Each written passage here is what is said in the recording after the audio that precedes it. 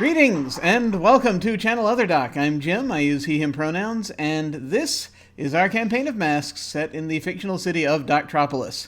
Masks is a game by Brendan Conway and is powered by the Apocalypse. I am playing Skylar Hagen, Null, the Beacon, who is had probably has felt really awesome for what will probably be the last time in the campaign. Last time, but we'll see what happens.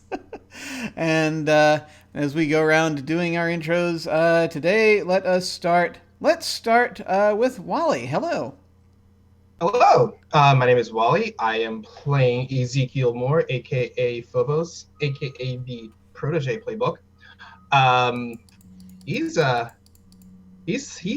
having a bit of a crisis in his mind right now. Let's see how this goes though. I can't wait. And there's a lot of that going on. So much. Speaking of which, let's head over to Thtrnerd. Hello. Hi, my name is Thtrnerd. My pronouns are they, them. But just to make things confusing, I'm playing Mika Hutchinson, our wonderful Black Raven, who goes by she, her, just to keep things confusing. Mika has plans for tonight. And it might disappoint some of you. I'm very concerned. But now let us head back around over to Kat. Hello. Hey, Jim. Hi. I'm Kat. Clark of Court. I am playing Metawarp, who sometimes goes by Chris. They use they, them pronouns. I use she, her pronouns. This is the Nova playbook that I'm using. And we'll see what happens. Maybe Mole will make me cry again. But I have a feeling some interesting things are really coming down the pipe for all of us. Secrets. Secrets. So many secrets. And now let us head over to Pepper. Hello. Hello. My name is Pepper. I use they, them pronouns. I am me, be, them, 4815 on Twitter. And for those of you who are regulars to the channel, you'll notice I have a different background. I am visiting my mother right now. That said, I may have to pop in and out. She just had bilateral hip replacement done, so forgive me if I'm in and out of frame. But I am playing Puck, who uses they, them pronouns and is currently the delinquent of the team. Excellent. All right, so finally I shall hand things over to our GM, Mole. Hello. Good evening, everyone. I am Mole at Molethulu everywhere. I am pronoun ambivalent. Use whatever you like. I don't mind. And yes, we are about to open up issue 3 of Doctropolis, Rebels with a Cause, which I haven't come up with a name for yet. Oops. But the cover, this issue's cover is separated into multiple sections. In the first, you can see a figure dressed in jeans and a t-shirt, their arms handcuffed behind their back, a bag over their head in a barely lit nondescript room. The next shows what appears to be a study full of books, candles burn in the background. There appears to be an incense burning, giving off a strange bluish smoke. At the forefront of the panel is an open book containing a variety of eldritch markings and drawings, as well as some text in a foreign, not of this world language. The next panel shows Malcolm Moore in what appears to be a rehab room, his arms holding him up on a set of parallel bars as he struggles to walk between them, his new special Under Armour laying on a chair nearby. Then a panel shows what appears to be an alien workstation and monitor, the display showing an analytical representation of the Earth focused on Doctropolis.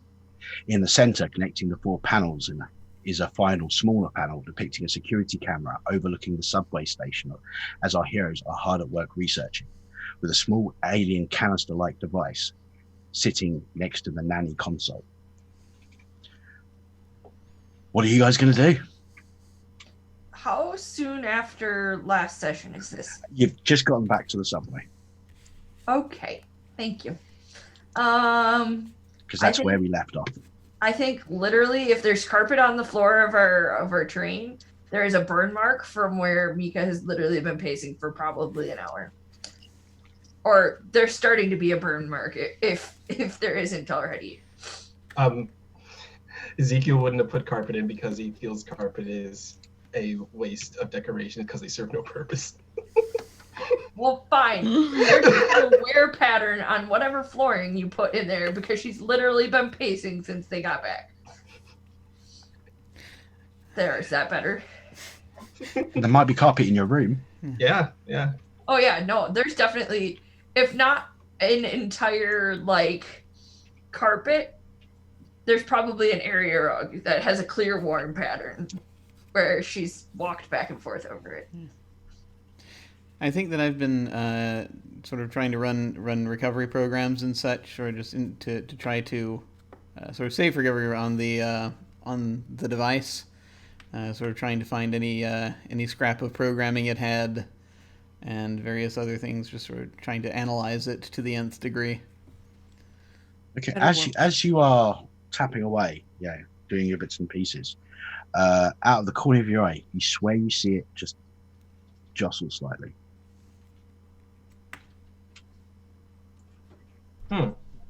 Metawarp's been working with Null on this with the alien tech just because of who her parent. Well, her the way you mother left is. it off is you all came back, and I'm guessing picked up Right. the tablets attached to Nan because you were all doing research on the various things going on. Yeah, Metawarp specifically was working with Null as they were Okay. trying to combine their two fields of knowledge to work at this one item. That's right. And then there was Yes. something we were supposed to be studying from two different perspectives, and I can't remember what the subject was. Time travel. That's right. So while I've been running sort of a program on the thing, I'm just sort of sitting and I'm typing and trying to look up some things, and I'm like, yeah, I know Twilight had a bunch of stuff, but I don't know. Did you see that? What? See what? Could just be, it could be playing tricks on me. I'm going to get up and I'm just going to go and look at the device just to make sure. How close do you get? I'm probably going to only, I mean, it's on like I've got it like on a table. I'm guessing it's some and, sort of scanner slash inside some sort of scanner thingy, yeah. So I'm gonna I'm probably gonna get fairly close, as I'm just gonna kind of like, I'm not gonna get like right. I'm not gonna touch it. I'm not gonna get that close. But that's sort of as you like get to about a foot away, Yeah. I was about to say, as you get to about a foot away, like jostles a little bit and then flies off across the room, and then you hear this clunk, clunk, clunk as it rolls behind some of the, effectively, their server racks. Metawarp was after it immediately. Oh yeah. Like Ezekiel just goes after that in that direction. Okay, so you all dart towards these servers. It's managed to get itself behind the servers because obviously you want a little bit of space behind for airflow, Yeah. and it's actually managed to get behind. It won't take much to just unlock the things. But basically, these units, they're on wheels, but they lock into place both by locking the wheels and locking the units down to the base of the carriage, because you don't want this thing getting loose while you're moving the train. So there's latches at the top, latches at the bottom, and then the wheel locks. I think before we do that, before we start that process, as like one of the ultimate lazy programmer moves, I'm going to try to use my. I'm actually going to try to use my snare launcher to grab it. Okay, you can't actually see it behind there. Oh, I can't see You it. just know that Never it's mind. gone behind. You just know that it's gone behind there. The way I'm envisioning it, you've got like three of those server rack towers, one behind the other. You just know that it bounced and it went in down the back. I mean, you might be able to just about catch a glimpse of where it is, but you wouldn't be able to get your snare launcher into a place where you'd be able to get a proper shot because of confined space. You have a gap like that at the bottom, and a gap like that at the back. The only gap you've got at the back is the slight curve to the subway car. So I'm just like, cursed laws of physics. Okay, come on. I'm just going to start unlatching the things that we need to unlatch to move the. Yeah, I'm move gonna the start thing out of the way. helping him with that. Okay, so you unlock the first one, get it rolled up, and you start unlocking out the second one, and this thing just rolls and then shoots back towards the console. I would area. like to attempt to grab it in midair, if I may, using the snare launcher. At the same time, Metawarp is going to try and put a field around it to do our Okay, shielding. both of you unleash your powers. Okay. I rolled for my flares and hit and miss, so I've got 3 conditions now. Oh my Yeah. god. Yeah. Oh no. Yikes. Yep. Jeez. Well, let's see what happens here. Oh my gosh! Hey, I failed. You did it! I failed. What happens Oh, is dear. the snare launcher comes. You bring the snare launcher up and fire, and it goes flying after the canister as Metal starts to try and form a barrier, and effectively you manage with your barrier to catch the snare in midair as the thing carries on by. Crap. Sorry. So hang on a second, because I have to roll again as well for my move. So do I have to roll for my conditions on my moves as well? It should take, if you've marked the conditions in your sheet, it will automatically adjust your. Okay.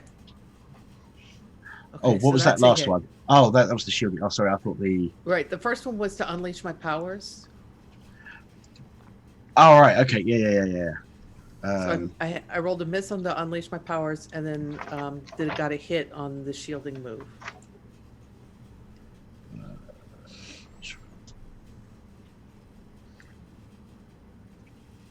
My sheet is being slow.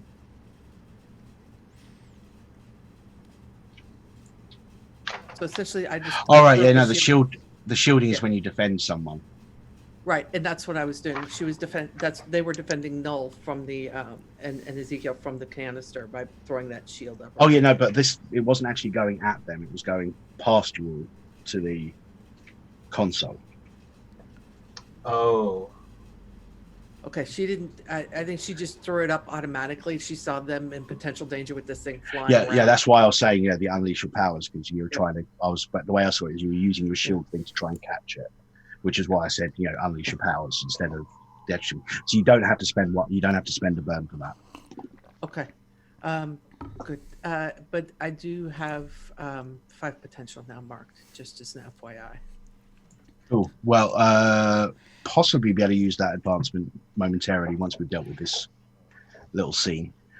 Okay, so you did notice as it was flying through, it did get slightly bigger and slightly more spheroid. And it is now sitting next to the keyboard for Nanny. Not touching it. Nanny obviously doesn't care, and you do know it is coded to protect itself. Can I assess the situation? You can indeed. Okay.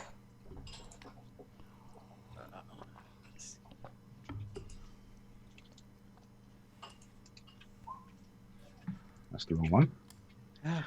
Okay, so on an 8, you can ask 1 and take 1 while acting on the answers. What here can I use to blank? What here is the biggest threat? What here is the greatest danger? Who here is most vulnerable to me? And how could we best end this quickly? What here is the greatest? What here is the greatest danger, biggest threat? Biggest threat. There are subtle differences between them. Yeah, I want to go with biggest threat. I would say the biggest threat to the group right now, in this moment in time, is probably the food that has not been disposed of properly in the kitchen.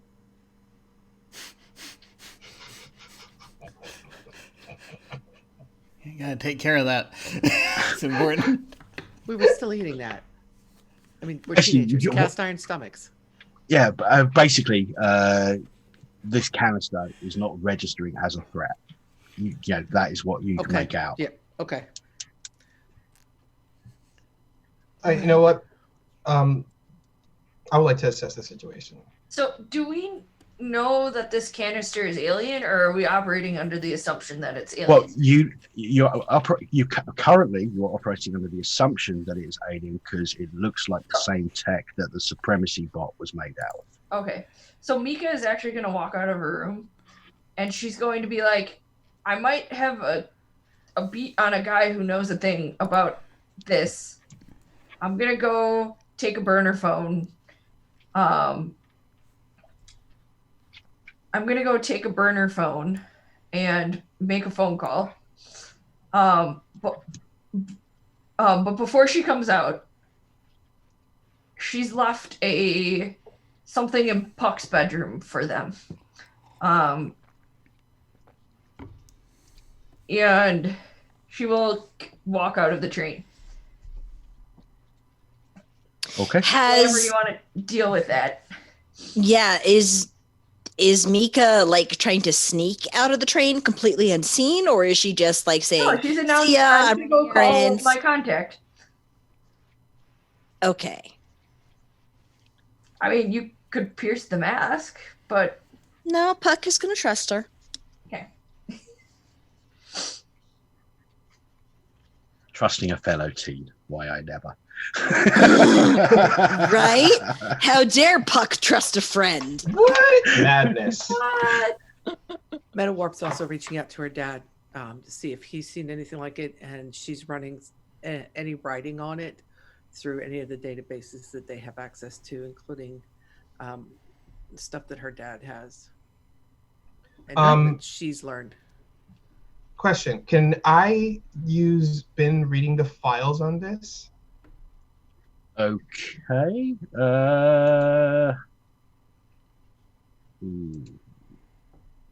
Let's just. Because it says when I first encountered an important superpower phenomenon, roll superior. Yeah, I just want to have a quick look because I'm trying to. I basically want to see how it's written because to a large extent, this is the first experience you had with this tech was the supremacy. Oh, okay. So I want to read the moon to see Got whether it. there would actually be anything in the files, full stop, because of how new this is. Okay.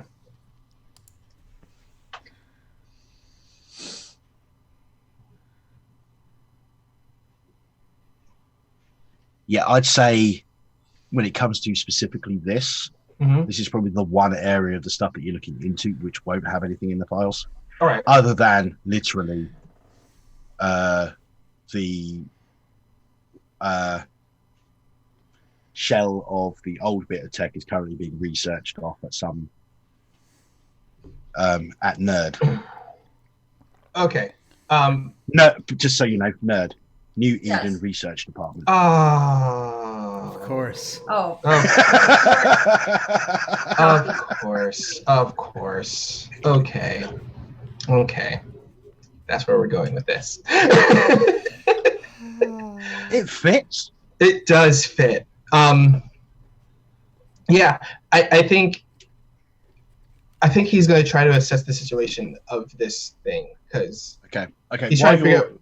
Yeah, he's definitely trying to figure out what is up with it. Okay, what I was doing is it's basically it seems to be slowly forming into a perfect sphere while sitting there. At the moment, probably it's probably about. I'm trying to think of a decent ball size. It's bigger than a baseball, Okay, smaller than a football. I got a I should say 9. soccer ball. Yes, New Eden is not in America, so football is soccer. Okay. Got it. Understandable. Understandable. We get it. We get where you're trying to slowly hint at us here.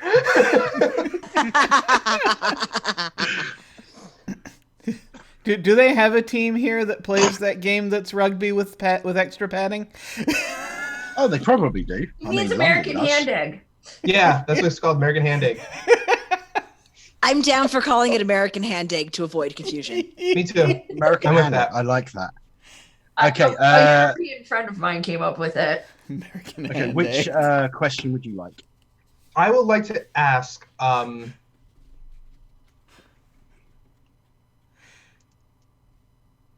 I would like to say, what here is in the greatest danger? Okay, I have to answer honestly, and given the information I have as a GM, Black Raven.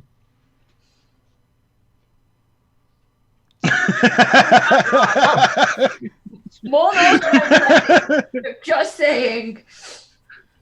All right, so Also, my mom's psycho. Basically, I'm basing that off the fact that Black Raven has just left the subway. So the one here in greatest danger is her, because she's just left the safety of the subway. All right, so I see what you're saying. All right, I'm about to. So this is like after Black Raven has left. I assess the situation, and I look at this, and I'm like realizing that the fact that this thing is happening, it would be better if that everyone is here together or safe together. That we're probably be safer here in the train station. So it's definitely safer in here. Whether it's it's definitely safer here. Mm-hmm. Whether it's not safe outside is up for debate. I'm just saying that it's safer here than it is outside. I'm not saying outside is dangerous. I'm just gonna regardless contact Black Raven and just tell her, just be careful out there. Whatever you're doing, just be careful. And I say this over the comm to her. The Popo are coming. No wonder. What is Puck doing? I'm thinking Puck is probably just dicking around on their laptop, and then they're probably going to go into their bunk and see what Mika left them. Okay. While you are heading off to the room, the now spheroid, which has grown a little bit more, it starts to effectively morph and change, and it seems to be turning into a humanoid form. Ooh. Okay. As soon as that happens, like his armor forms over just his hand alone, and like it's ready to fire a blast because like, whoa, no, this is not good. Yeah, Meta Warps, she's holding her shield. She's getting ready to throw that up between Ezekiel and Skylar. Okay, and ending up, standing at literally about a foot tall, standing next to the keyboard, you see a small robotic figure. Its head is almost a perfect sphere. It's got it's mostly grey and green with some white light, some yellow accents. For the benefit of the players, you're going to be able to see in Discord, but I'll let somebody else with better Discord. I'll let one of you guys explain. Yeah, it's so for everybody else. It looks it's like the best way to describe it. It looks like a little tiny version of the Vision, but instead of red and green, it's gray and green. See, I see a little more low tech. That too, yeah. Oh yeah, Marvin did press the Android also. Yep, that's who I see. If Marvin was wearing olive green, and his head was slightly smaller on the scale of things. Yeah. I'm going to try and show it on the overlay in a moment, but feel free to proceed while I'm tinkering with that. In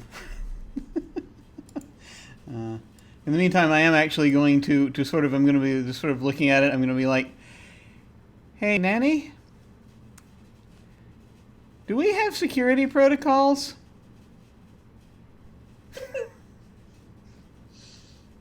Okay, let's see if I've remembered which one is the nanny. Let's see if I've remembered which one's the nanny voice. No threat has been detected. Can you see the thing sitting? It's just kind of standing there by the keyboard. No hostile intent has been detected. So you don't view this as a hostile?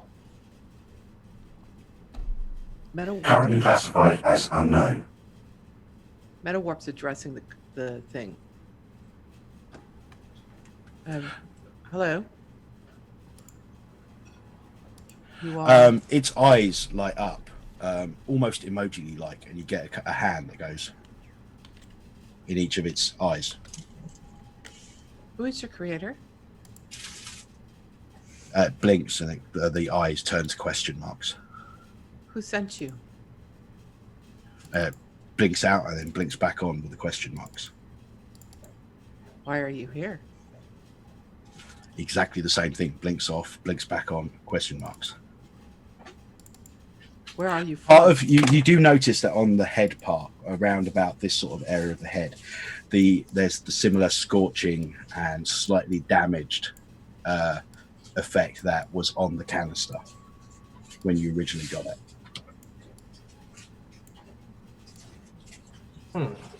What languages are you fluent? Can you communicate in?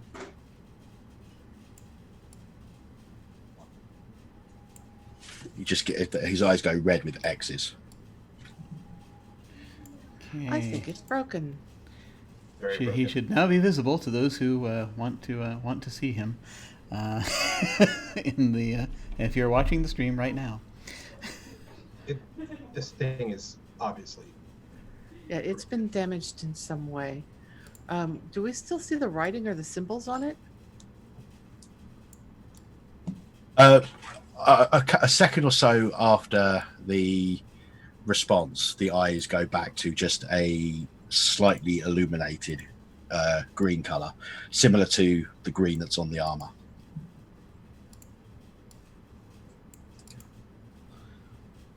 I want to go back and I'm sure we took an image of the writing that was on the canister. Metawarp's going to go back and start studying that, try to figure out that language. Okay. The from your previous studies and having a look at it, the best you can gathered was it's some sort of numeral system, and the best guess that Null had at the time, and you'd probably agree, is that it's some sort of serial number.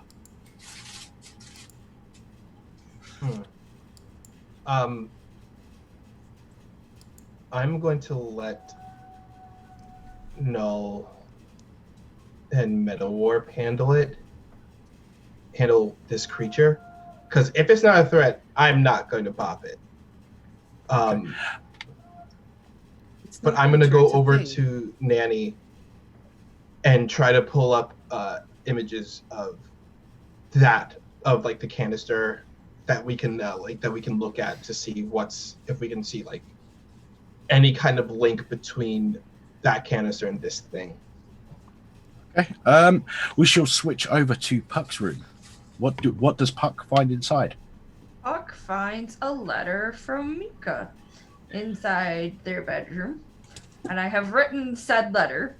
But to give you, it's like a piece of notebook paper, written in like pen, like probably a marker, and you see tear stains on it, and it says, "Dear Puck, I'm sorry for everything I put you through. Shouldn't have wasted my time thinking I could be good. Clearly it's in my blood to be crazy. I feel like my mom is using the kids to get to me. Hopefully I can take the heat off of you all. I've gone to confront my mom, and if you know what's good for you, you won't follow. Thanks for everything. I owe you a hell of a fucking lot. Love you like a sibling, Mika." Puck is immediately going to go and interrupt the crew as they're doing what they're doing and just slap down the letter onto the table and say, "We're going after Mika." Wait, what happened? What happened with Mika? She ran off. Yeah, she ran off to go find information. Danny, track Mika. No, she lied. I look at the letter. She didn't lie. She just didn't tell the entire truth. I sigh. I'm like, all right. Okay, does Mika have her normal phone or either the mask / sunglasses that Maul provided? I think she has it on her. I think it's powered off.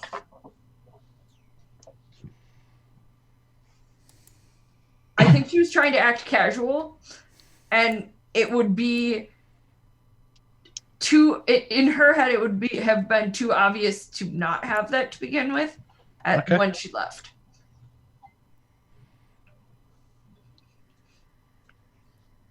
Operator Black Raven is currently traveling through the city, approximately 1 mile away. All right. Please send our location to portable devices and update on her movement and direction of travel. If you guys want to go after her, that's great. I need to figure this out. I'm going after her. Who else is coming with me? I'll go with you. All right, Phobos. Come on, cutie. Let's go. When Puck says that, Phobos just he just stares forwards like, right, let's go. Yeah. And the suit forms over his body, and he gets on the motorcycle. If you folks are going to be okay, I'll hang here and help deal with this, if that's all right. I was hoping you would, actually. Oh, good. Okay, yeah. I have confidence. Yeah. I have confidence in your skill, and I look over at. Question though: does Metawarp still have her conditions? Yes. Which conditions does she have? Afraid, angry, and guilty. Because I saw that you looked real, you're looking shaken up, and I would like to try to comfort Metawarp. Ow. I would like to go over to them, and I like to place my hand to their shoulder and say, I get it. You're a little shaken up, but I trust in you and your abilities to do this. Everything will be okay. Miko will be fine. We'll figure this out like we always do. And afterwards, we'll go get chili fries. How's that sound? Yeah.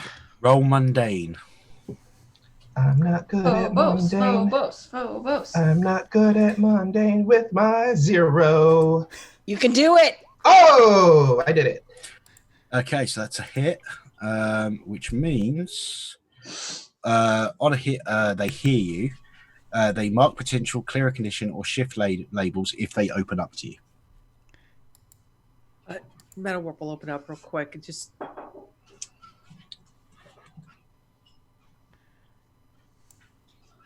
We're 3 steps behind, and this is getting to me, and I wasn't fast enough. You guys could have been hurt. Well, it's kind of like what Moore always told me, and I always rolled my eyes when he says this. But I get you're afraid and you're upset, but if you're afraid, it means, you're not going to you're going to take this situation seriously. I mean, if you weren't afraid, then you just, act like a cocky shit, and you're obviously going to fail eventually. I mean, that was the difference between myself and Moore. I was always afraid. Moore just goes in there, arrogant and everything, so he's obviously going to fail. That's why I'm better than him. I'm cautious. He's not. It's good to be cautious. It's good to once in a while fail a situation. That means you learn from it and you just get better. All right. Go find Mika. The help hawk. We need Mika. Right, we do. And he waves his hand over his face, and the rest of his armor forms over his face, and he hops into the bike. And I'm gonna clear guilty. Okay, cool. As Puck and Phobos, you start heading off, and you're saying you're going to go help Mika. The robot, you see this backpack type thing tries to form out of its back, and he sort of starts hovering off the table and following you. Why is it following us? Where are you going?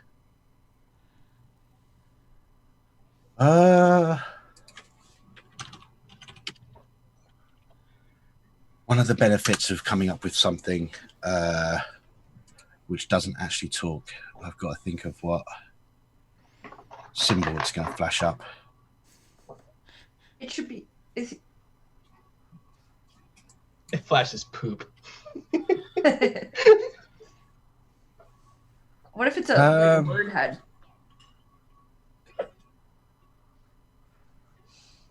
Yeah, actually, yeah, that's what it'll do. It'll basically just flashes up a symbol of a raven. No, they've got it. You stay here. We need you here. No, yeah, you stay here. We're going to go. You get Okay. You get an unhappy face. Oh. I have no idea how to deal with this. And I rev the bike. I'm gonna try.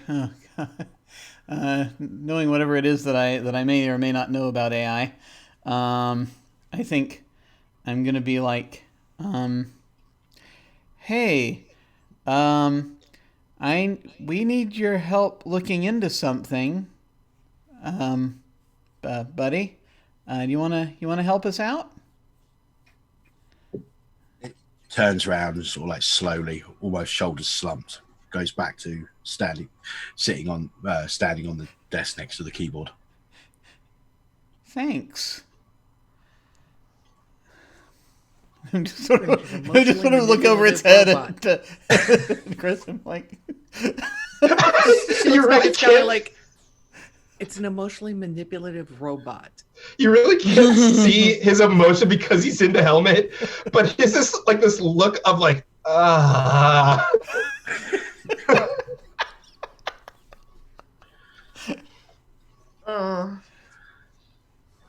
he's gonna rev the bike, and I think like the way it launches out is that a ramp rises up, that goes up to the street level, and when you see from the outside of the street, you see a newspaper stand slide back, and a ramp shoots up out of it, and the bike launches off the ramp, and it takes off to the streets. And I just think that the gag in the comic is that every issue is a different thing.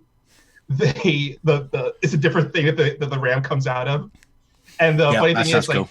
But like every time it's like something like someone's in the middle of using. So someone's actually buying a newspaper from the stand, and it slides back, and it just like the bike launches out. I like that. Okay, so are you using one of the bikes as well, Puck? Puck is actually going to ride pillion behind Phobos. Oh, okay. Yeah, they're going to right behind them. Okay, so you're shooting off. Try to track that down. Okay, so what exactly are you guys going to be doing with this robot? Possibly showing it ink blots. Tell me about your mother. Yeah, we're gonna be kind of. I'm gonna kind of try to draw it out and just sort of start asking questions. But at first, I'm going to just continuing with the ploy. I'm going to ask it about time travel. And Metacorp is going to scan it. While I'm sort of surreptitiously looking at the results from the scan we did on it when it was a canister. Okay. You asked Nanny to scan, and it scans, and the main difference is from what your scans can tell, the canister itself is still there in the manner that you saw it before, but it is projecting a hard light holographic thing of a robot over it. So basically, you've got the robot, which is all hard light hologram, and inside it, you've got the canister. Serial number. Serial number means more than one. And MetaWarp starts diving for the database again, trying to find any known instances or reports of similar canisters, little robot thingies, anything. She's got a picture. She's using a text description, all of that. She's diving back through the database, doing research. Okay. Going through all the databases and all that sort of stuff won't turn up anything because this is literally the second piece of this tech to show up on Earth. What was the first piece? The robot you destroyed when you came together. She's going to call up all the known information they have on that. Okay. Okay. So you'll start reading through all that because it's if there's one thing researchers do is generate a lot of paperwork. So you're gonna start reading through that. And while this is happening, Null. Yeah, I'm mostly so I'm trying to help with the research a little bit, just surreptitiously, but at the same time, I'm sort of engaging the robot and I'm asking it questions. Sometimes about like that we're researching time travel and stuff to do is the initial thing, but then I'm also going to ask it a few things about itself as new little tidbits slide my way of some of the research, and I'm just sort of start asking things like, "You're all by yourself? What was things like that?" And what? Did you have a designation that you wanted to be called, or that kind of thing? It's sort of getting to know you questions. Throughout all of this, the main thing you get is that it doesn't appear to have any knowledge whatsoever. Okay. But it knew who Black Raven was without her being in the room, which is interesting. Well, it seems to have knowledge of the subway and the people in it. Oh. I wonder if that scan has been going both ways. I mean, you guys have had it here for over a week. Yeah, that's true. Okay. And I'll start asking more sort of, also more practical questions like, data capacity, things like that, things about itself. Okay, right, so, Black Raven, how exactly are you traversing the city? I'm taking all the sneaky pathways that I know. So, on foot? Yes. Okay. But I do actually want to call one of my contacts to not make it look, and I probably would have done this quickly and been like, tell me everything you know about this canister. And I'm assuming I have access from my Moore tech that the group has to any pictures that we took of it that are like on Nanny, or I could have gotten them while I was pacing back and forth. Well, yeah, if you've got your original phone, you've got access to, you've got access to Nanny, but it takes a little bit longer, and you can't get as high resolution and all that sort of stuff because it's a phone, not And then I would like to contact RoboPiercer, which is one of my friends in low places. And their shtick is alien tech. Yeah, the alien tech around the hamster. Sorry, mouse. That was it that we decided in the coming together. A la Hammond from Overwatch. Because I in my villains file, his real name is listed as Dinky. Okay. Are you sure it's not Boo? I've written Dinky. He is not a miniature giant space hamster. Okay. Pink. Oh yeah, it's Pinky in the Brain. That was our reference. I forgot my reference. Yes. My brain is like spaghetti. It squiggles all over the place. The only information he has is that he knows that Thtrnerd are researching something similar right now. He hasn't been able to get his hands on any of it. Okay. I think I will let the group know. And wherever I call him, I leave my Moore cell phone and my earpiece at that spot. Okay, you do. Okay, I'm not going to make you mark an obligation because he didn't really give you anything. Okay, I mean that's fair. I did call him, bother him. Yeah, but it's a case of he didn't really give you anything to expect something back. So. Okie dokie. This one's okay. Kid. Okay, so you're on foot there on the bike. Because you're going to be taking an awkward route, that's going to make it a little bit more difficult. So it's because I can take like small alleyways. Yeah. and places that a bike doesn't fit. So are you trying to not be seen full stop? Or are you just I'm trying, like, I'm assuming by telling Puck not to follow, Puck is probably following. Oh yeah. Much to Mika's chagrin, Puck is going to follow. So I think there is intentions of trying to stay as hidden as possible. So if I have to roll to do that, then I will. Okay, well, if you're trying to avoid notice, Can I argue for danger that this is directly engaging a threat of not being seen?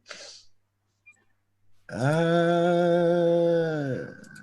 me have a look, see if there's something else that's, I think.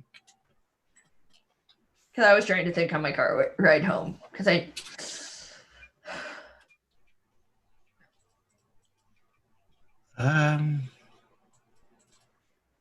I'll roll whatever, but see, none of them are really that appropriate. correct. I'm actually going to say roll superior because the closest one I can think is provoke someone because you're trying to get them not to see you. Okay. That's not horrible, I guess. What did I roll? Partial. Question. 6. Yes, it's a miss. Can I use selfishly to make that a 7? Probably. Let's bring up the team. Using team. When you act selfishly, say how your actions ignore and insult. Yeah, you're trying to avoid your team. That's going to ignore and insult your teammates. So yes, you can move one of those team out of the team box. Sorry, team. Boom. Okay, so you successfully make it hard for yourself to be tracked. You two on the bike, you're driving around and you get to the area where the signal's coming from, but you can't see Mika. I hop off the bike and I head over into the alley where the signal's coming from. I tap my helmet to activate the scanner to find out where the signal's coming from. Okay, the signal hasn't stopped moving. It's still moving. So it's a case of this alleyway is a dead end, so you wouldn't be able to get down there with the bike, get all the way through. I'm gonna have the bike. Judging by the way it's moving, all that stuff, you reckon at that moment Mika was probably on the roof. Okay. Yeah, I'm going to. I'm gonna pretty much look over at Puck, and I'm gonna say, "Do you have a way up?" Has Puck been in this building before, or is it some place she doesn't know? It's just some random building. It's just some random building.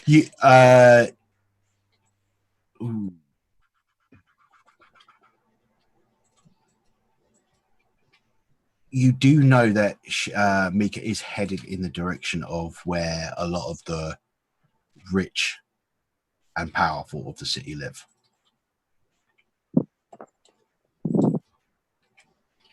Puck would immediately just suggest following Mika. Just trying to get on her tail as fast as they can to try to cut her off. Okay. Because Mika's family, who they are pretty well known. It's a case of they're a well-known rich property family. Amongst a lot of circles, people know that they're dirty and they're criminal and all that sort of stuff. Just nobody's been able to prove anything. So should we just try to overtake her and stop her from where she's going, or should we just follow her? I think we need to stop her. There's no way Mika can take on her mother right the way she is right now. All right. It's definitely we can tell that Mika's. We could definitely tell. Well, I look at Puck. I was like, so do you know exactly where? Do you think where she's going to be heading then? I have an idea. All right. I will I'll use like the bike's onboard computer to kind of like plan out the best route there that we could possibly overtake her, since we're on bike and Mika's on foot. If that's possible. Going on the bike is going to be a more roundabout route, but you can easily, with this extra speed, you can easily keep track and all that sort of stuff. Okay. Yeah, let's do that. Even if Mika does seem to be avoiding your sight lines. I imagine like ducking in and out of buildings she knows she can get through like fairly quickly because they have an entrance on like two sides of a block. And plus, it's a superhero thing, running across the rooftops and using your powers to jump across roads and stuff. It's doable. She's actually an assassin from Assassin's Creed. She just couldn't tell you guys.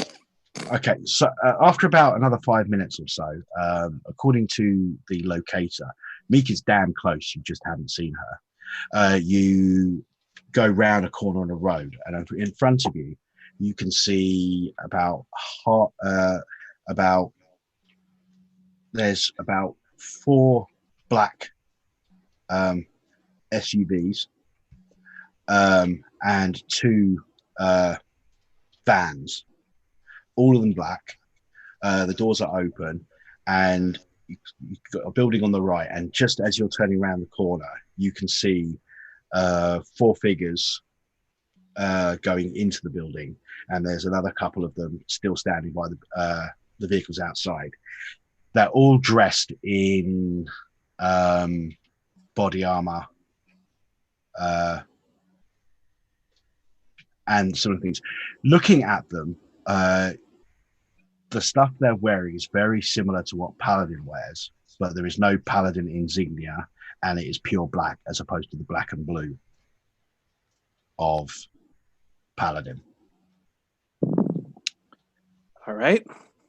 I kind of park the bike. I would say like a block away from this. Okay. And just kind of look around and see if Mika is nearby.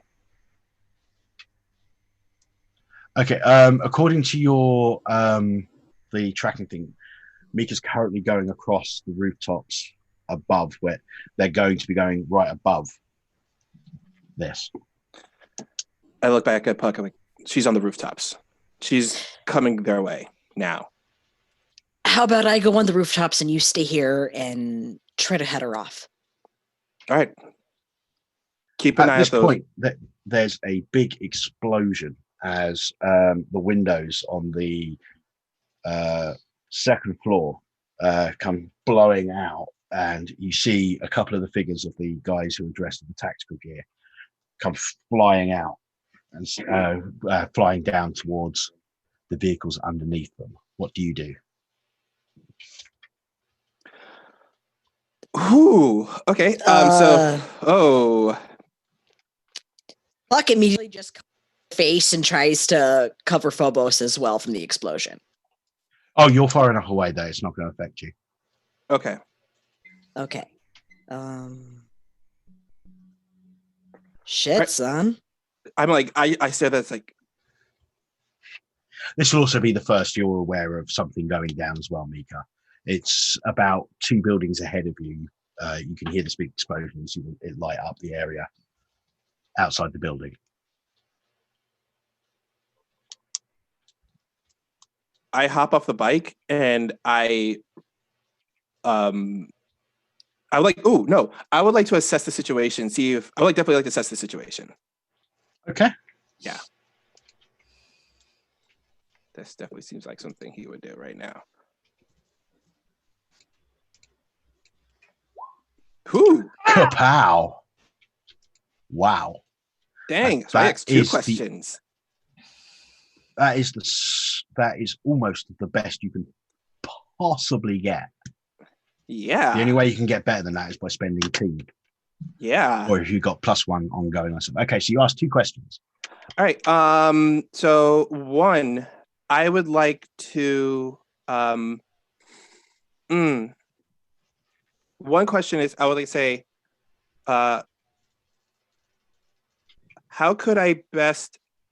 What here is the biggest threat, and what here is in the what here is in the greatest danger? Okay, the what's in the greatest danger is the troops. Mhm. What here is the biggest threat? Whatever blew up the troops. Okay. I would be more specific, but you don't have any knowledge of what's going on inside the building. So right. I look back at Puck. If Mika's coming this way, she's gonna get wrapped up in this. We need to both try to stop her, or try to get her away from this area. The one thing I will say from you assessing the situation and the way the explosion happened,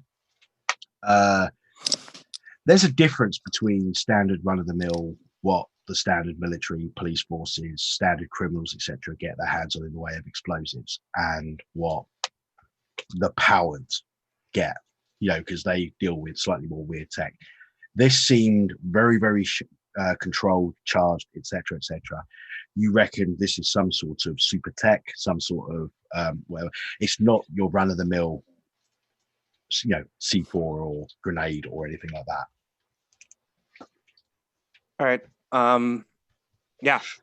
I look back at Mika, and I look back at Puck, and I go, I'm gonna see what's going on with this. You go and try to catch up with Mika and let her know what's going down over here. She just let her know what's going down over here. I mean, we'll be angry with her later on. Right now, we got to make sure she's okay. Let me handle Mika. Okay, you just focus on taking care of this. Right. And I hop off the bike and I head over to where those troops went to dive under the vans. Stay safe. Don't do anything stupid. Oh, thanks. Your hair looks nice today. And I head over towards the troops. Okay, so you're going up to the roof. Park. Mm-hmm. How are you getting up there? Is there like a fire escape or maybe a ladder? You'd probably be able to find a fire escape. It'll take, basically you'd have to run up and then go into one of the side alleys and then up. Yeah, Puck's going to try to way up through a fire escape and first and try to get up to the roof that way. Okay, cool. Not a huge issue. Mika, what are you doing in response to this explosion just ahead of you? I've probably suited up, and instead of being blue and watery, it's like murky black and still looks watery. As in I think what happened as she attempted to turn to the good side, that's when her costume started to get lighter colored and more blue instead of black. And now it's reverting back to black. And I am going to attempt to use my powers to go in where the explosion was. Okay. So the explosion is directly below you. You'd be able to easily access from the roof. Well, then I'm going to go. There's a roof access. I'm going to go to the roof access and run inside. Okay, so you're going to charge ahead and go into the roof access. Punk's currently going up into the roof. And so whereabouts are you going towards the troops, Phobos? I know that some of them dove underneath the vans, right? Well, no, they came out of the second floor windows, flying, and are about to land on the vehicles. All right, so what I do is I run towards those guys that are flying out of. How many of them are flying towards the van? Three. Okay. So I run and I use the suit to launch myself up and try to at least grab two of them and kind of throw myself, turn around and land on my back so they will land on top of me so I break their fall.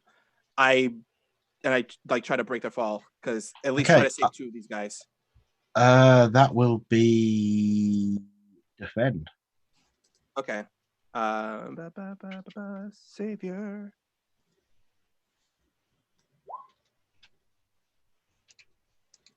All right, cool. Wrong one.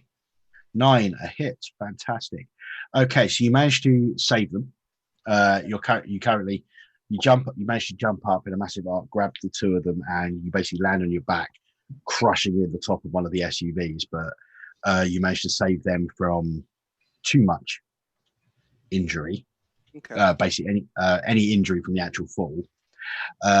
You do, however, expose yourself to danger or escalate the situation.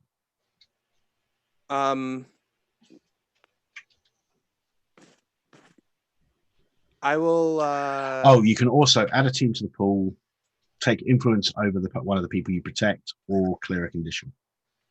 I mean, this is like for me but if I'm protecting an NPC though.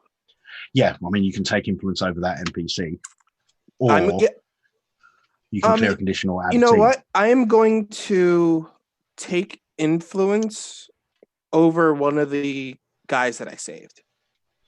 Is that possible? Because I know that he's an adult. Is that still possible?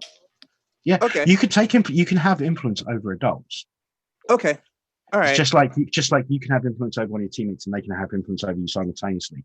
Okay. The main thing, the only universal rule is that adults always have influence over you unless something happens to remove it. Got it. Okay. Yeah, I'll take influence over the guy that I saved. Okay. And I set them down. I help that one back up, and I ask him, what just happened? Explain the situation. And I'm kind of I guess I'm trying to pierce this dude's mask. Okay, we'll get to that in just a moment. But you notice that the third guy lands on top of one of the vans, so it's not quite as far a fall, and you can hear just a little bit of groaning from the top of the van. He's badly hurt, but he's alive. Ooh, okay. Then I would definitely. We're going to switch over. Okay. Puck, you get to the top of the roof, and you can see Black Raven going into one of the doors, going inside the building. Puck is immediately following. Okay. The entire time they're just, Mika, what are you doing? Mika, stop! Mika! You probably get a warning blast of water in your direction. Leave me alone. Well, no, you've already gone inside, so. Mika! And it would be iffy as to whether you better hear it or not, because as you go inside the building, you can hear gunfire, lots of it. You can also hear, bullets ricocheting off of metal. You can hear, lots of shouting, all that sort of stuff. So I could see even. Is this building significant to my family in any way? Not that you know of. It is, from what you can tell, abandoned. So it is the sort of thing that your family might buy. But as far as you know, it's not one of theirs. But you don't know the ins and outs of the entirety of their real estate. You know a fair amount, but you don't know every single last one. Nah. I'm sure I was taught at one point, but she's forgotten all the information.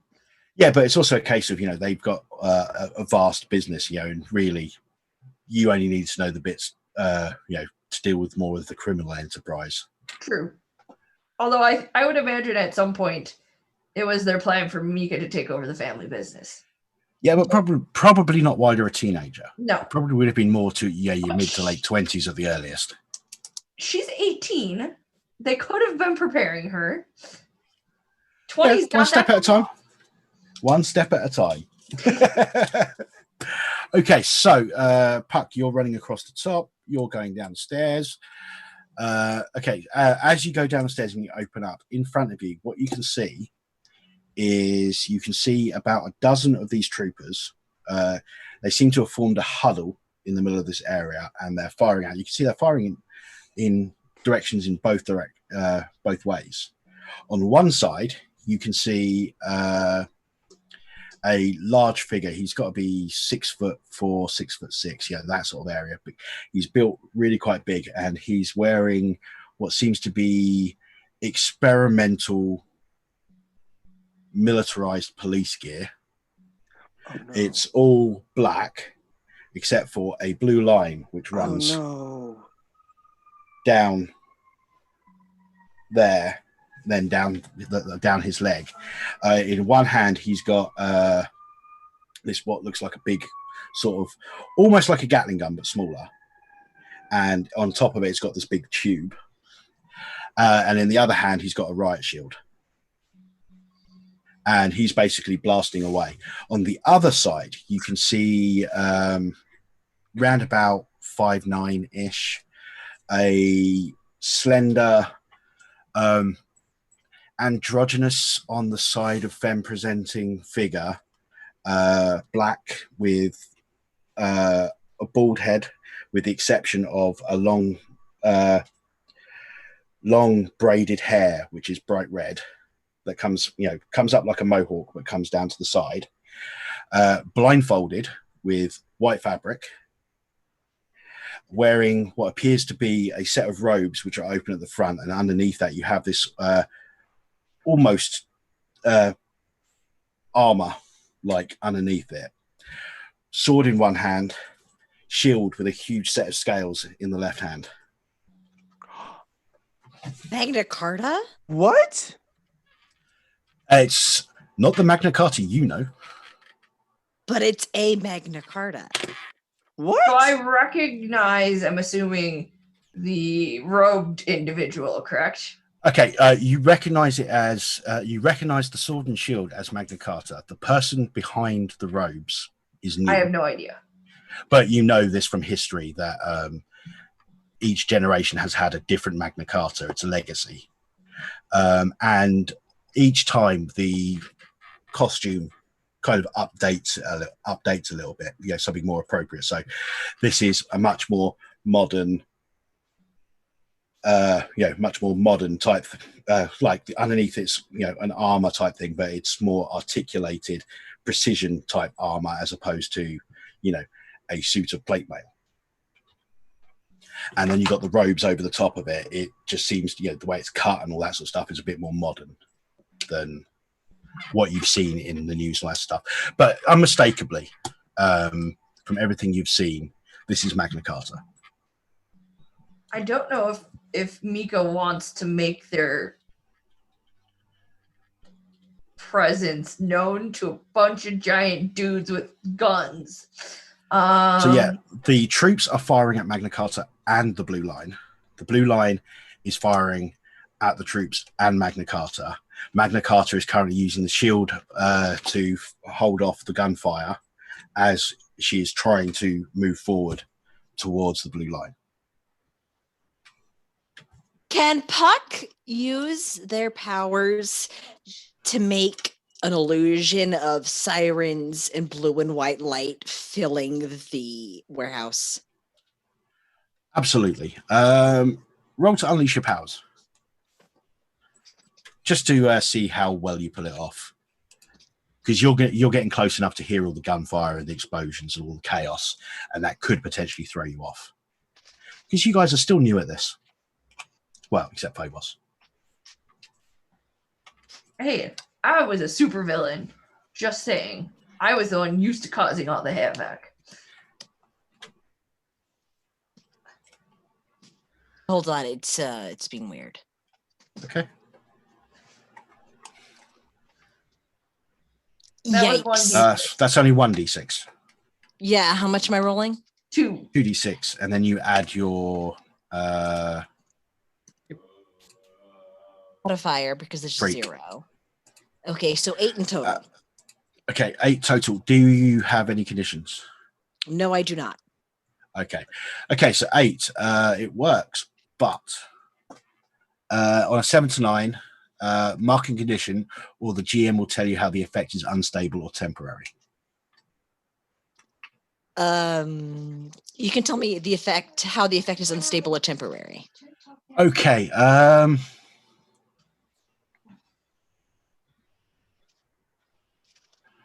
We'll just have it that you can feel that you've got the illusion up, but it's tentative. You know that the second you stop concentrating on it, it's going to go. Okay. You didn't manage to fully manifest it, so you're currently having to concentrate on it in order to keep it going.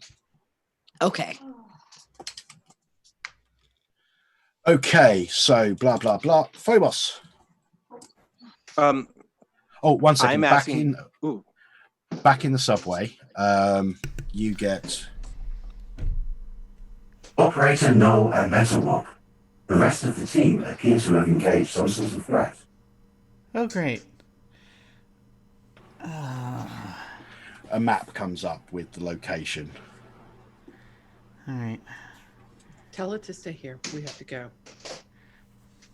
Okay. Got something very important I need you to do. Okay, buddy? Yeah. Question mark. What should we call In the kitchen. What should we call him? Martin. That's my dad's name. It's perfect. Martin. Martin? Hey, Martin. Listen. Clean the I kitchen. need you to look. You know where the kitchen is? Pick. Can you? I don't know if it can actually pick anything up. Can you by any chance help us clean the kitchen? You get smiley face. Awesome. So if you could do that, and then after you do that, I just want you to look over just a few things, and I'm going to pull up some things where I was sitting with I'm going to download to just a secondary tablet stuff that I had. I was trying to look into on time travel. Okay. And I would say, if you could see if we figure out if there are any patterns in any of the stuff we've been looking through, that would be really helpful because we're kind of getting up against a brick wall here. So if anything you could maybe look through and kind of help us out with, that'd be awesome. We gotta just take care of something, and we'll be back soon. Okay? Yeah, you get thumbs up. Great. Awesome. Question, can we get there directly using the subway, or is it going to be faster on bikes? It's a couple of miles away. Chances are this is probably the closest subway station. Okay. I mean, you can probably get there now, but you know. Yeah, that's. I'm gonna bike it. I can kneel there. Yeah, Meta Warp's. She's already. She's as Scholar's doing that. She's changed.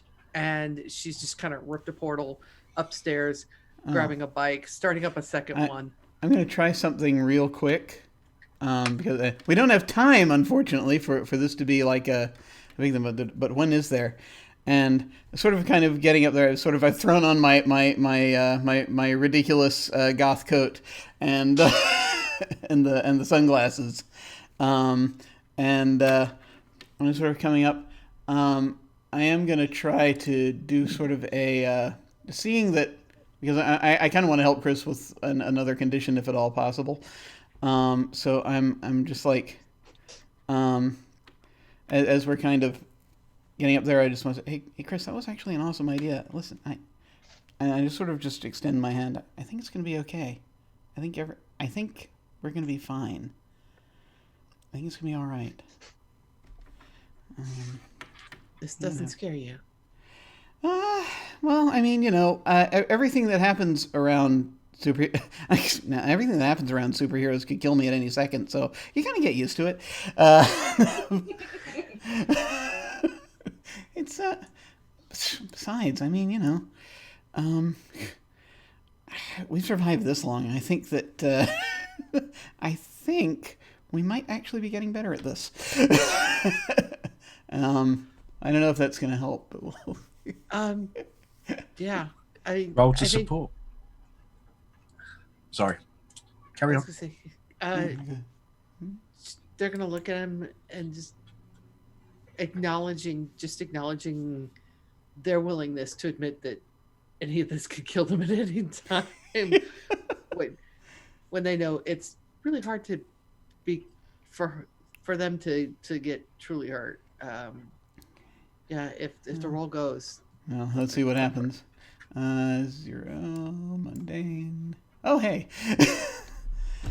So as part of it, I'm gonna put my hand on their arm and just kind of like just be like, it's gonna be fine.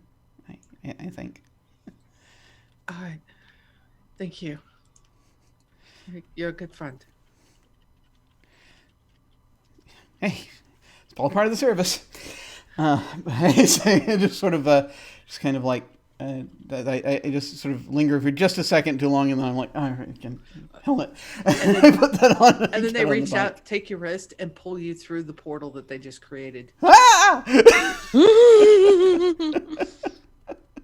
Okay, from what we were discussing, that's going to need you to unleash your powers, isn't it? Yeah. Because you're pushing it beyond what you are comfortable doing. Yep. Okay.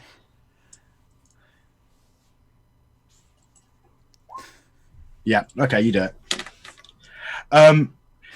It does make you feel a bit queasy, though, Null. Yeah. Going through the portal is literally this, it's the space between dimensions, and that split second of you experiencing that as a normal human being, it doesn't cause you to throw up, but you definitely feel that queasiness. Yeah. We sort of get on the other side for a second and like, I'm so glad I forgot to eat for once. Oh. That's an ADHD mood. Yeah, that's the most ADHD mood right there. She's like, oh shit, I haven't eaten in 8 hours? Whoops. That is a big mood right there. Yeah. Hey, Chris just kind of looking at you like, okay. And is already I'm revving good. up a motorcycle. Yeah. Okay. Yeah. I just sort of start. I'm like, that was. I don't know what that was, but it was cool. Just, As they're going up. along, she's like, that's interdimensional transport, and she's just, and they'll explain the physics of it to you as they're riding the bikes. Actually, I'm paying rapt attention to it. Actually, I'm just as you're saying, like, that's so awesome. Okay, so I will let you guys spend a team to basically get there quickly. Shall we spend a team to get there quickly? We have 2 team left. Well, now that The sooner the team gets together and actually engages the threat as a team, you'll get more. now that Meta Warp knows that they can pull Null with them, they're just leapfrogging. Okay, you do know the exact location. I will let you, if you spend a burn, go straight there. Okay.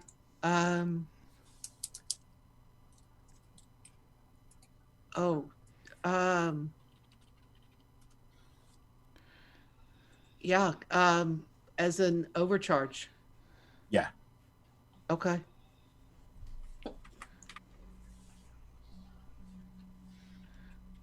Because you know the area around, you've been getting to know the city better and better and better, so it is somewhere you know. Yep. You channel full capacity of your incredible powers to overcome an obstacle, reshape your environment, or extend your senses. Spend 2 burn to take a 10+ when you unleash your powers, but it's a 13. That's a full hit, so. Yeah. Okay, so you managed to teleport yourself and Null. You pop out literally 20 feet away from Phobos in the open road. Kill the bike. What's the situation?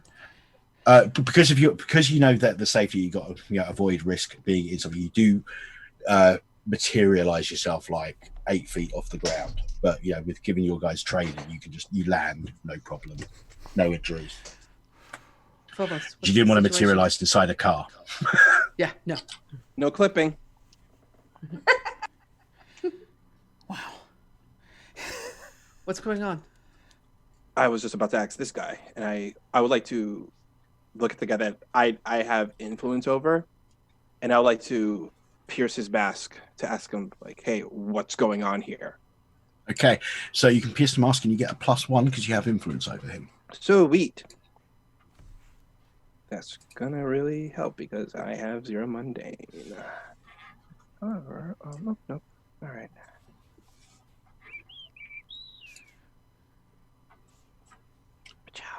Ugh. Oof. Ugh. Did you roll with a +1 for? I did. I did.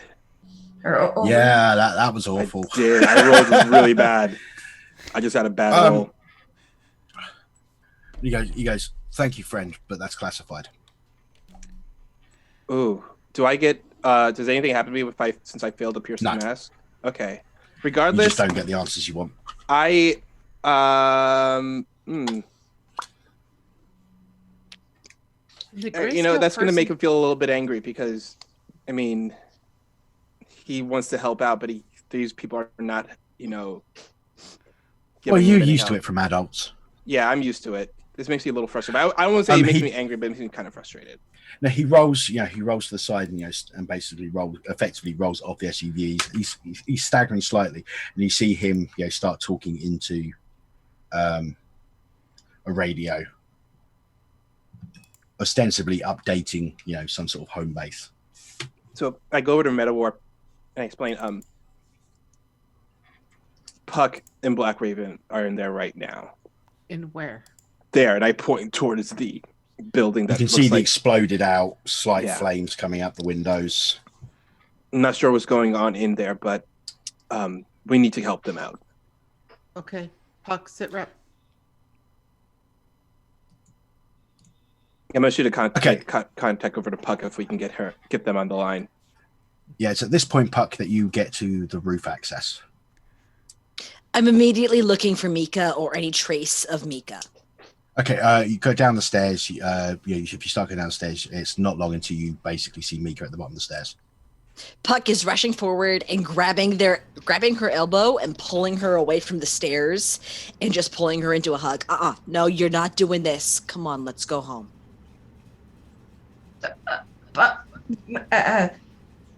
First off, let me go. Second off, shit's going down in there. Like, possibly supervillain, crazy shit happening, and that if you want me to be a hero, we should probably deal with it. If I do want you to be a hero, but I'm as making heroes, no promises that I'm going to be. Let's do this as a team, okay? We can't do this alone. I have Phobos waiting outside. But you guys are better off without me. No, we're not. Yes, we are. No, we're not. No, we're not. Let go. No, we're not, honey. Trust me about this. We're not better without you. Okay. No, Puck has not let go. Because I think you're going to get, a face full of water or something at this point. She's just going to... I was going to say unleash a torrential downpour on you. I'd use her powers against Puck. What does Puck have to roll to resist letting go? I mean, I probably have to unleash my powers. Well, no, I wouldn't. Savior? No, I'm just thinking. It depends what you're trying to do with it. If you're just trying to break the hold, or. No. Okay, roll freak. Me? Yeah. I have influence over Puck. Does that count in this situation? Yep. Okay. Okay. In your anger and your flare, your powers manifest in a way that you weren't quite expecting. All you knew that is you wanted to break out. You effectively turn into water for about 2 seconds and basically fall backwards through the arms and then reform. God, come on, let's just go home. We're gonna leave Magna Carta in the other room? Or somebody who has Magna Carta's shield? You have a point. Okay, let's talk to Phobos. Let's explain what's going on. No, I'm going in there. We're not doing this alone. You're not doing this alone. She's gone. Puck is following. Puck is following. Fuck this. She's following your advice. She's making her own moral decisions. And Puck is following Mika. Okay, the rest of you, are you going up? I already tried. We tried contacting Puck. Like, Puck, we need a situation. We need a sit rep. What's going on? Magna Carta is inside, and Puck just gives Phobos a complete rundown on everything that's happening as they are running to catch up with me. Okay. Can Phobos fly in his suit? I can jump real good. Okay. I look at Null and I go, Skylar, you ready? Yeah. Okay. And I grab Skylar and dimension hop up into the open. Phobos looks at that and he goes, "Huh." Okay, so are you jumping up? Oh no, yeah, I'm just gonna jump. Okay. Onto the rooftop. Yeah. In which case, we shall do.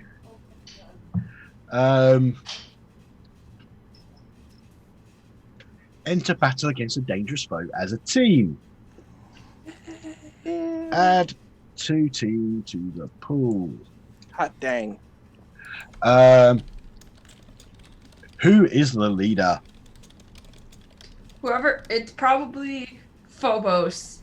Yeah. And Mika has pretty much sworn off the team, to be completely honest. Anything Okay. against Phobos. What is do you have influence over everybody, Phobos? I have influence over everyone except Mika. No. Okay. What is everybody's purpose in the fight? I'm gonna help out Magna Carta. Because, well, especially since one of my villains is in there, because Blue Line is in it, that's one of my villains. So I'm taking this as a personal thing. So yes, my whole point is to help out Magna Carta. Yeah, that's knowing Magna Carta's up there. That's Meta Warp's purpose is to protect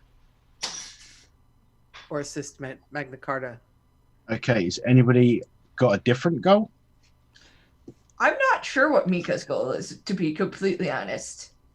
Well, your stated goal just now to Puck was you were going to go and help. That you had to go and help Magna Carta. I'm not convinced entirely, based on what I'm seeing, that this is the Magna Carta. But yes, I want to figure out what's going on and prevent whatever the issue is. Okay. I think I can already answer this. If any team member mistrusts the leader or the team, remove a team. Mika's current position, I think that qualifies. So we take a team out.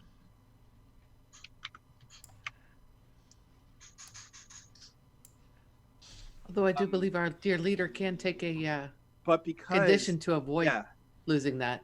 If yeah, our dear because leader, I have the captain. Oh, you also get captain, which gives you an additional one, doesn't it? Yeah, we already add one team to the pool because of Yeah. my ability.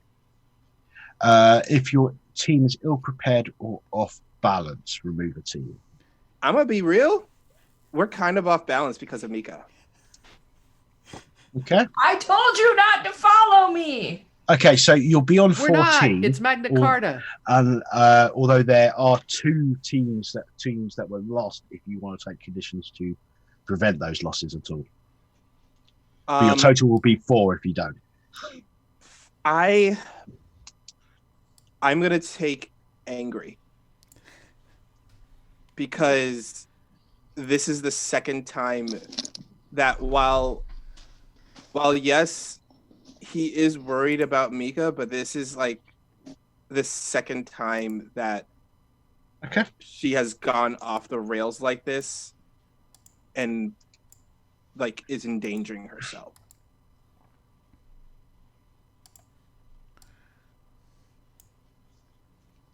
Okay. Okay. So yes, we're all ready to start the things. Although we should probably do the main thing after the break. Righto. All right. This is awesome. So I'm very excited to see what happens next. We're going to go on a quick break, 5-10 minutes or so, however long it takes, and we shall return shortly. See you soon.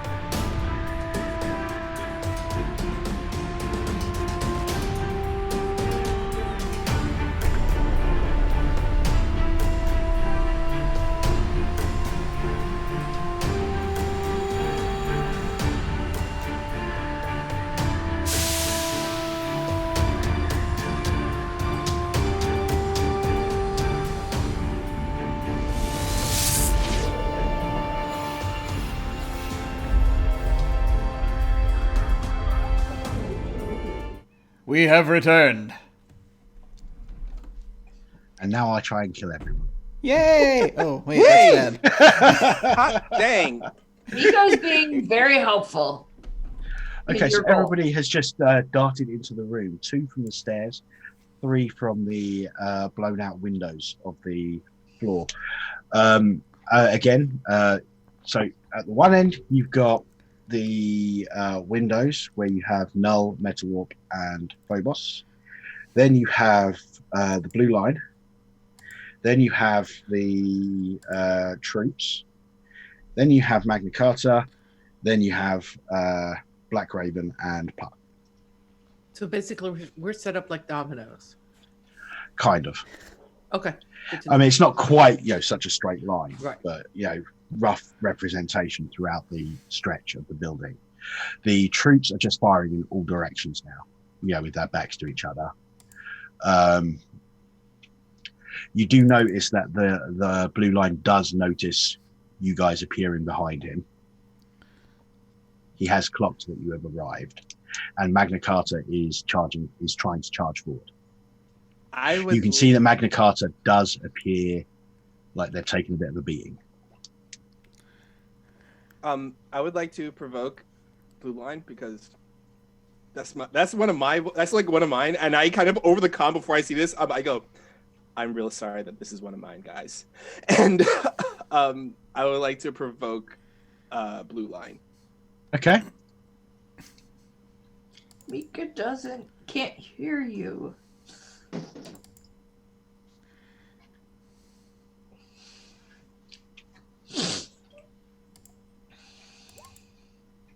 There. That is a hit. Okay, what are you saying to him? So I as I make it into the room and I see blue line over there and I say, once again, I see you're putting the city tax dollars to work improperly, blue line.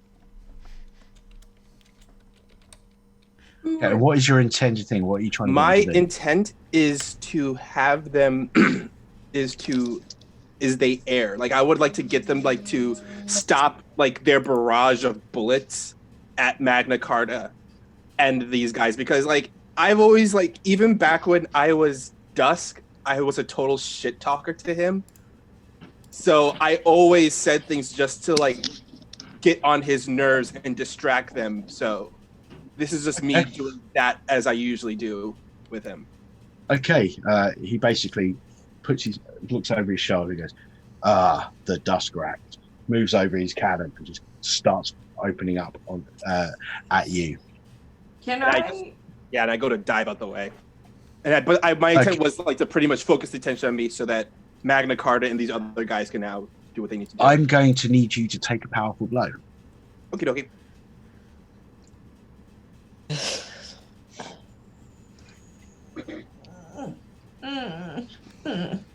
Mood.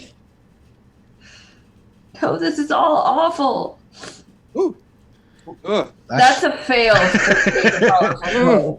Well, no, he successfully took a powerful blow. Yeah, I successfully took a powerful blow. he wanted to fail. I did it. To take a powerful blow. Okay, on a 7 to 9, choose one. You lash out verbally, provoke a teammate to foolhardy action, or take advantage of your influence to inflict a condition. You give ground, your opposition gets an opportunity, or you struggle past the pain, mark 2 conditions. Be angry at I'm already angry though. But you can still yell at her to provoke her to do something.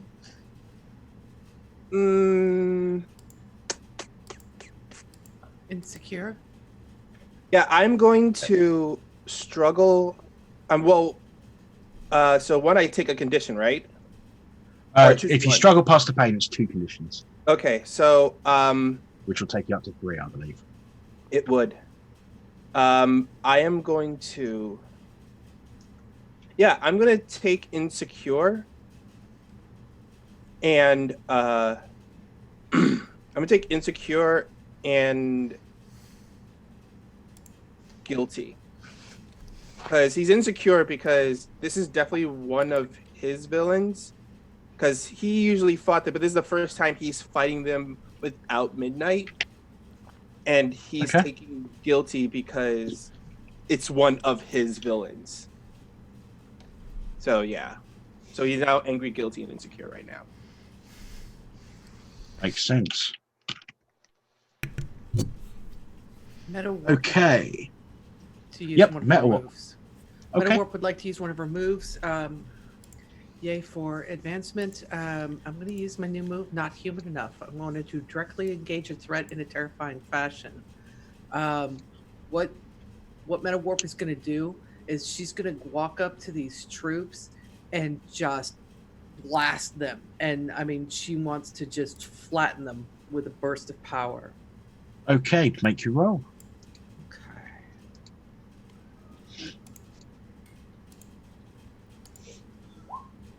Ooh.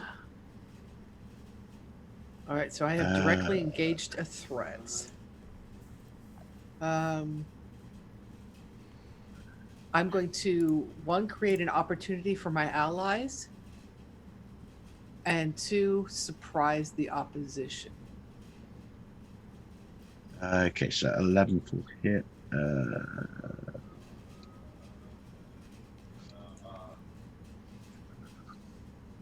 I've got the wrong bit. Okay, so you picked it. You actually get to pick. If you mark a condition, you can pick a third one.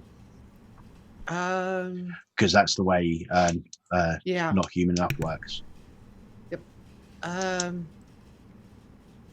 think we. So which two are you taking again? It's sorry. Oh, I've got tabs all over the place.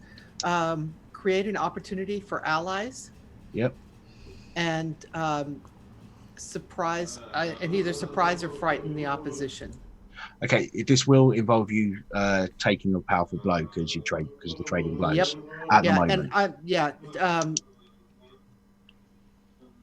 okay, and I can mark a condition to choose an additional option. I'm going to mark guilty again because this is just a hard thing. So okay. And so but the third one, it'll be take something from them. Okay. And I think what I want to take from is you just carry on.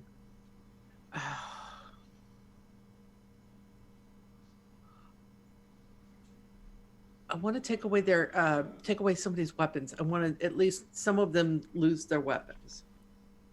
Okay, I've got an idea how this will work. Okay, so what you do is, what you guys all see is Metalwarp sort of like steps forward, sort of bringing up their hands with the energy.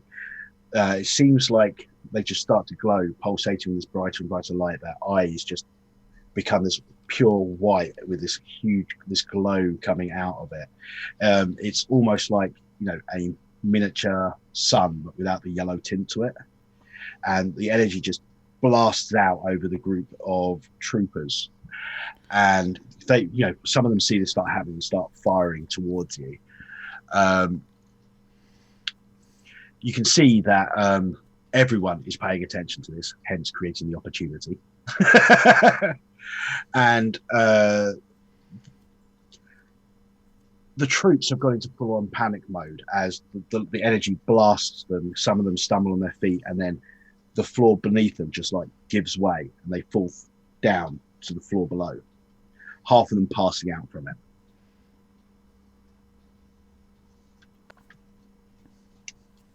She just okay, you will need to take back. a powerful blow as you are being shot. All right.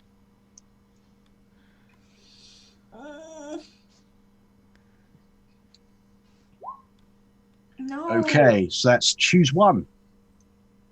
Lash out verbally, give ground, or struggle past the pain.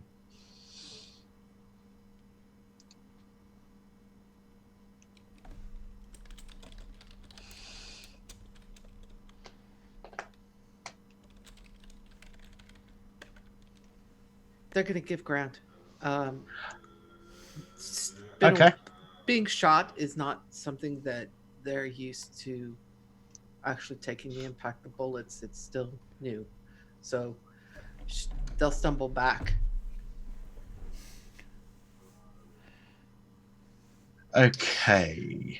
Puck is going to take the moment when Meta Warp stumbles back to create the illusion of cops filling the room and pointing their guns at the bad guys surrounding Magna Carta and saying, "Put your hands in the air, stop, freeze." So putting their guns at Magna Carta? No, they're pointing the guns at the people Right. Magna Carta. Okay, well, they've fallen through the floor. Okay, Are you creating on the floor below? Yes. That's where the troopers are falling down to. Yes, Okay. trying to keep them corralled into one spot. Okay, that's going to be a provoke because you're trying to get them to basically submit to your...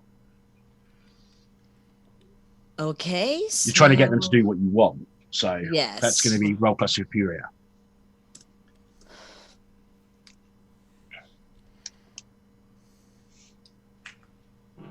Hot dang. Proud of that.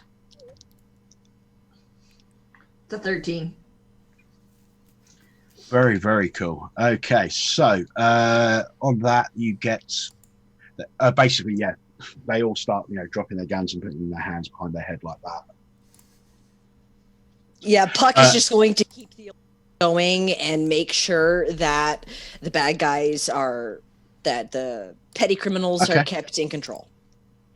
Okay, cool. At this point, the blue line sort of like turns, after seeing the attention, just looks at Meta Warp and basically goes, typical bloody aliens and their freak powers.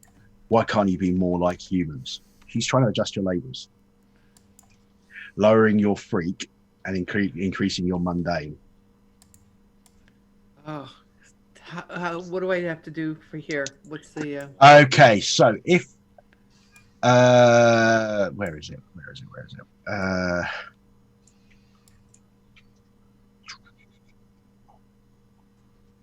You can accept what they say or reject their influence. If you accept it, you adjust the labels as I just said. If you want to keep your labels as they are, you must reject their influence. When you reject someone's influence, isn't it 2d6? Yeah, it's just 2d6. On a hit, you successfully hold on to yourself and tune them out. On a 10 plus, choose 2. On 7 to 9, choose 1. On a miss, their words hit you hard, and you mark a condition, and I get to adjust your labels any which way, not necessarily the way I said. Yeah, they're going to reject that. Okay. They I feel like they would know better. All right. Okay. Ooh. Okay, so can I yell out to Metawarp in an attempt to use a team point? And don't listen to him. Your powers protect all of us. Yep, if you want to spend the team, you can get the +1. I just don't want you to fail. That's all. Okay, just moving it across. Okay, so that's now a 7, so you can choose 1. Clear a condition or mark potential by immediately acting to prove them wrong. Shift 1 label up and 1 label down of your choice. Cancel their influence and take +1 forward against. I want to cancel their influence and take +1 forward against them. Okay, so your next roll against him has +1. Okay. And they no longer have influence over you, which means they can't do that to you again. Can I pierce Blue Line's mask? Sure. Please and thank you. Well, I don't know. I mean, it's down to the dice roll whether you can or not. But Well, I would like to roll is what I. Oh, pierce the mask is mundane. Oh well, we're gonna do it anyway. I love it how everybody ends up trying to do the things they're bad at. What bam! Right? Oh, good job. Wow, double 6s. Nice. Okay, Bam! you can ask 3. What are you really planning? What do you want me to do? What do you intend to do? How could I get your character to blank? How could I gain influence over you? So I would like to know what Blue Line is really planning. He was planning on stopping the troops doing what they were doing.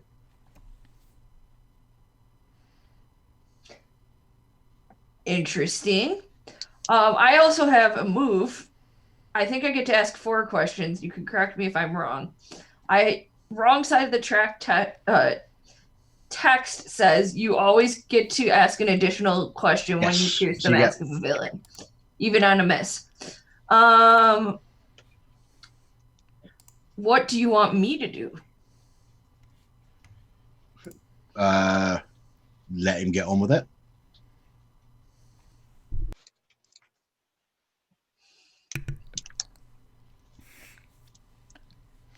What do you? Well, okay. What do you? So he's. How could I gain influence over you?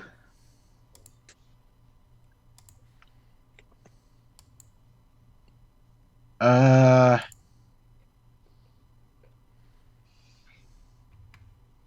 way to get influence over the Blue Line is to prove you're about humankind's superiority is probably the word. Basically, he's very much anti-alien, metahuman type thing, and basically thinks the laws needs to apply to them. You get one more. Yeah. What do you intend to do? He intends to uphold the law as he sees it, and that means taking out the troopers. I don't want to believe he's on our side. On your side is not exactly how I'd phrase it. You might have your goals might align right this second. Yeah, he's not on your side. Cool. Well, I would try to relay this information to the rest of the group, but I don't have a way to anymore. Unless I just yell it out. You've still got your phone. I left those. As soon as I made the call, I left all of the You said you left the burner.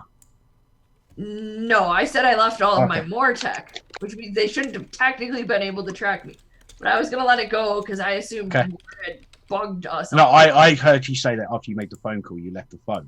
And you said you'd taken a burner phone to make the phone call, which is why I assumed you'd left the burner phone. I'm going to say Moore has Mika bugged because villain. Or former villain. It makes sense. I'm going to say cool. No. Yo. So not knowing any of this, I think something I'm gonna do then. I'm assuming just so I make sure I have this properly in my head. What's going on here? We are in an office building, like top floor of an office building. Is that right? Or it's a random building. It's not really descripted into what exactly it's intended for. It's abandoned, so it's it could have been residential. It could have been office.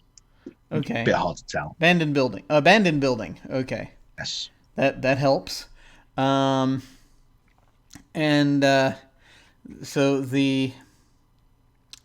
we're on like an upper floor, and and part of the floor just got taken out, and they're on the next floor down. Yes. And as far as these what look like what do they look like shock troops of some kind, or are they? Yes. They basically are like private security type deals. Are they all wearing black? Or yeah, are they basically. But they look the gear they're wearing is incredibly similar to that which Paladin wears, which is it's SWAT / private security type thing, but next level because they know they might potentially facing powered individuals. I see. But do they look to me like paladin? Basically, it looks very, very similar, but it's completely black. It doesn't have any insignia anywhere. It doesn't have the blue that usually goes with paladin. Okay. And because you guys know what the paladin insignia looks like, because I've shared. Yeah. Okay. And I'm sorry to be asking all these questions. I just want to make sure I've got everything in my head. And so we have this rift in the floor. We have someone who looks like possibly the new Magna Carta, who was fighting these folks, and then the blue line, which is like the uber justice criminal at this point, who is using what type of weaponry does he use? He's got a right shield on one arm, and in the other hand, he's got what looks like a small Gatling gun type thing, which goes underneath his arm, and then it's got like a tube that goes along the top of the arm, which is where you reckon those explosives probably came from. And just to be clear, who did we see fighting whom when we entered? The troopers were shooting at everyone. Okay, so both of them. Yes. The blue line was shooting at Magna Carta when you came in. Gotcha. Okay. All right. And Magna Carta is currently in the process of crossing the room towards the blue line. Okay. I understand now. So I think that... and they're down there. They look like it looks like they're like putting their hands on their heads and stuff. So that's probably taken care of for now. So yes. Now that I'm kind of a little bit up to speed, I think the most destructive thing here right now is probably Blue Lion. So I'm gonna just sort of step back. I'm gonna try to do a thing whereby he's got like a sort of a cannon-like thing that he's shooting things out of. Okay, I'm gonna try to use my my snare launcher to try. I'm gonna step back and try to basically confine his. I'm gonna try to hit his arm with it. Sort of confine it so he can't use the cannon. Basically, I'm going to try to web it to his... I've been trying to think of a word other than web, but I have to, I'm afraid. He's going to try to basically see if I can get it webbed to his chest, ideally. But in this particular instance, it's probably going to be directly engaging a threat. Okay. I'd like to use a burn on a flare to boost. That would supercharge their efforts to give them a +1 bonus to the roll. Ooh. Cool. Awesome. All right, here we go. Basically, the flare from all your powers is still distracting the blue line slightly, making it easier to hit. Okay, so I get a +1. I guess I just put in a 1. Here we go. Yeah! It's a hit. Okay, so on a 7 to 9, you can pick one. You know what? I would like to use a team to give that into a perfect hit. Okay, and how are you helping? I yell at, as I see him firing the net launcher at Blue Line's arm. I say, he has an artificial shoulder from when myself and Midnight fought him years ago. Okay. Suspend the team. Just basically, I'm telling him like an old injury would do that. You know, Cool. like an old injury that he has that would have probably give him better leverage in pulling him over. Okay, cool. So you get to pick two: resist or avoid their blows. Take something from them, create an opportunity for your allies, impress, surprise, or frighten the opposition. You get to pick two. Oh, right. Yeah, sorry. So many things. Taking something from them would be the whole. I think I'm going to take something from them. And I think I'm going to resist or avoid their blows.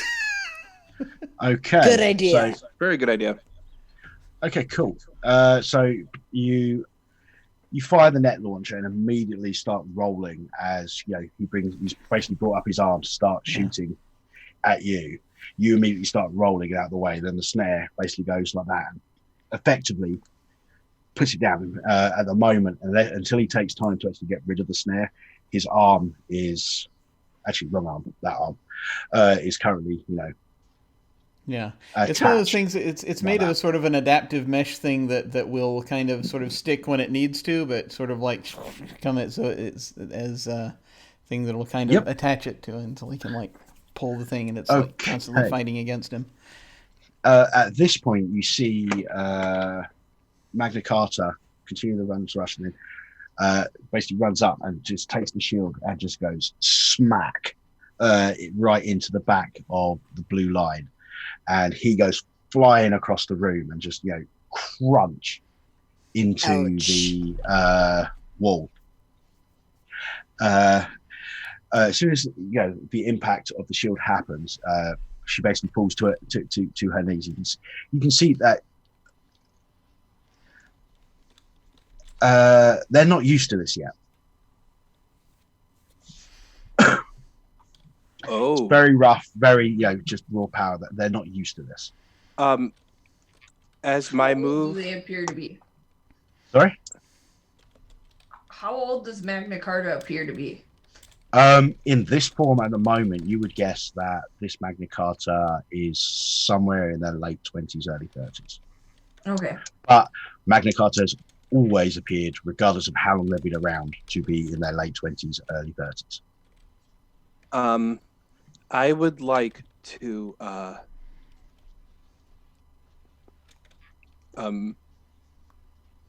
read the files on Blue Line. Okay.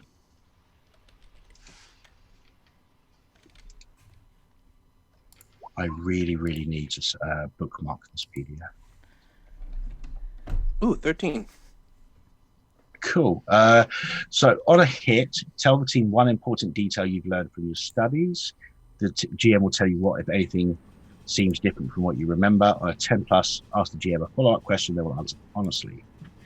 One thing I know about Blue Line, he has a very bad temper, and that affects his judgment. So if you can piss him off enough, he'll get erratic with a lot of his with what he does. He just loses focus, and it's easier to take him down. Yeah, I'll even adapt that and say that. Yeah, he's very much somebody who exhibits toxic masculinity. Yeah, it's like it's very easy to piss him off if you say like the right things. And I think a question. I think a follow-up question would be,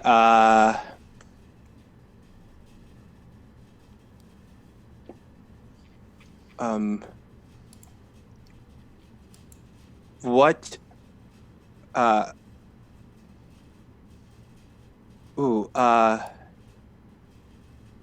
does Blue Line look like he updated his?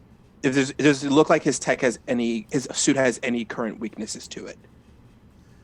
The one thing you definitely notice that he has upgraded since the last time you fought him. Okay. The suit his armor seems more bulky. You know from previous experiences that the thing with the Blue Line is his crimes tend to alternate between him upgrading his arsenal and basically taking down what he views as bad guys with unreasonable force. But at the moment, the only real weakness that's on obvious display is the fact that Null has just incapacitated his arm, which is going to mean that his only means of offense really is brute force with the shield. Okay, I relay that to everyone that he has no more long range attacks. You have to get up close to fight him. And I tell him that he has a very short temper. If you can piss him off, he'll make a mistake. and I'm yelling that. I'm not even saying that over the comms. Is he on the ground right now? Sorry? Is Blue Line on the ground right now? No, he stumbled back on his feet as he hit the wall. Can after I he hit the wall. use my powers to launch myself at him and try to like punch and or kick him multiple times? Okay, yeah. Directly engage a threat. Yes. That's good for me. Okay. It's a hit. You can choose one from the list. Resist or avoid their blows. Take something from them. Create an opportunity for your allies, or impress, surprise, or frighten the opposition. I am gonna surprise him because I feel like, and I know what this means for me. I'm making this decision. I feel like she's almost like a mongoose trying to take down like a cobra, and just relentless spray of water like bouncing off his armor and off. I'm sure the shield. Okay. Can you then roll? Take a powerful blow. Mm-hmm. Haha! Yikes. Take that. Okay, so you failed. Fantastic.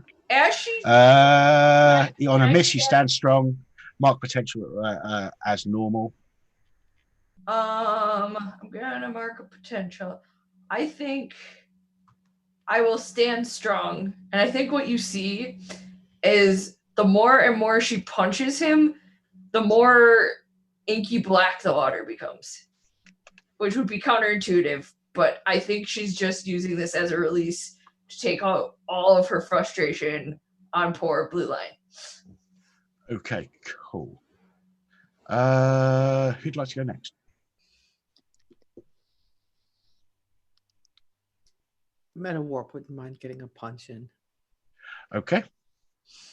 Yeah, she's just gonna walk over and she goes, freaks like us are beating the shit out of you, and just with her super strength, just bam. Okay. Directly engage a threat.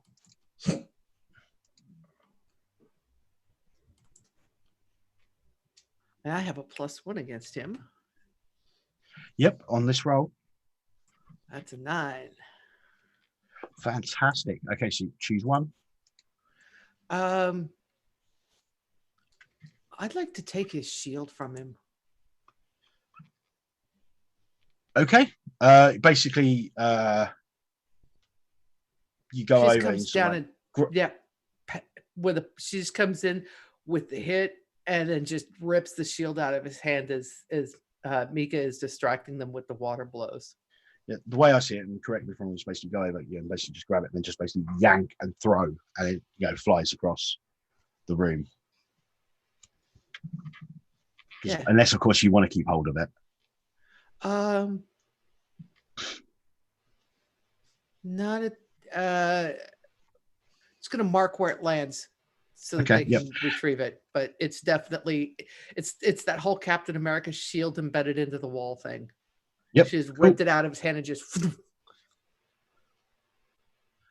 Okay. What's Puck up to?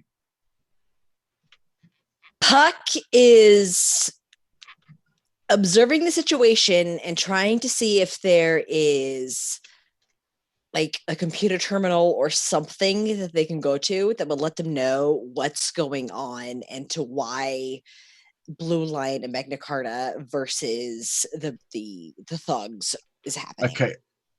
You have a look around and there doesn't seem to be anything immediately apparent. You reckon chances are there's probably some sort of computer link up in one of either the vans or the SUVs outside. Okay. Is there any way Puck can keep the illusion going of the cops while going to check out the van, or is that not possible? Yeah, I mean, you rolled well enough on the unleash your power, so yeah, and until you want to start using your illusory powers for something else, you can keep it going. Yeah, that's what Puck is going to do. So you're jumping down towards the vehicles and searching for a computer, yes?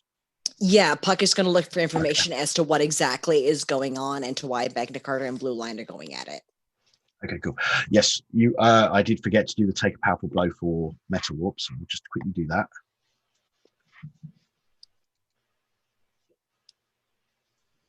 Meta warp. Meta warp. No. Oh dear. No. Dang. Oh. Okay, on a The 10 dice plus, are not in our favor today. you must remove yourself from the situation, please/pass out, etc. You lose control of yourself and your powers in a terrible way, or choose 2 from the 7 to 9 list, which is what everybody else has been rolling, choosing from. I'm the closest to her. I'm a little screwed at the moment. Actually, you're all very close the way things are at the moment. The furthest one away is Puck. In fact, I'd say Null, basically everybody except for Puck and Magna Carta are close. Maybe not right next to him, but close. Aren't I the closest, though? Because isn't she standing right next to Probably, yeah.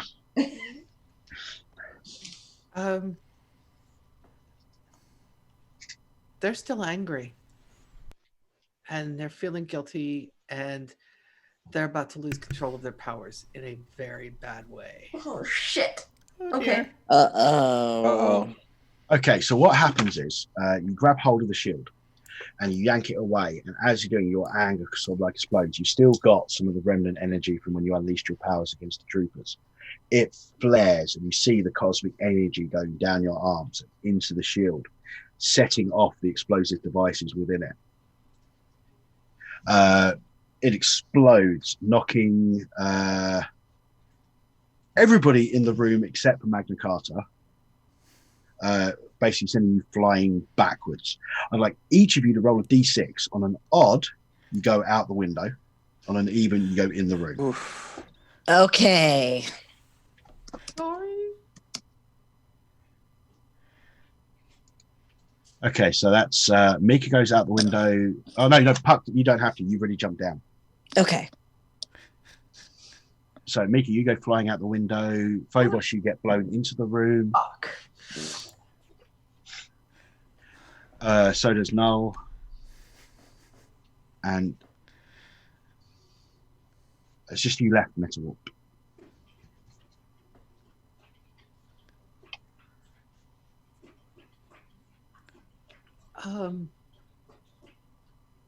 She just looks down at Blue Line. Call me a freak again.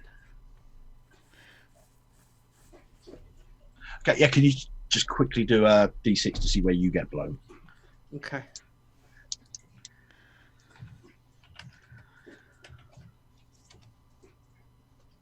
So, okay, you get blown in the room as well.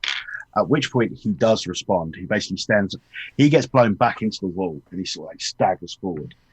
The explosion also, basically tears his arm free and all that sort of stuff. And he just sort of like stands up, stumbles forward, looks you dead in the eyes and goes freak. At which point he goes like, looks in the eyes, goes freak.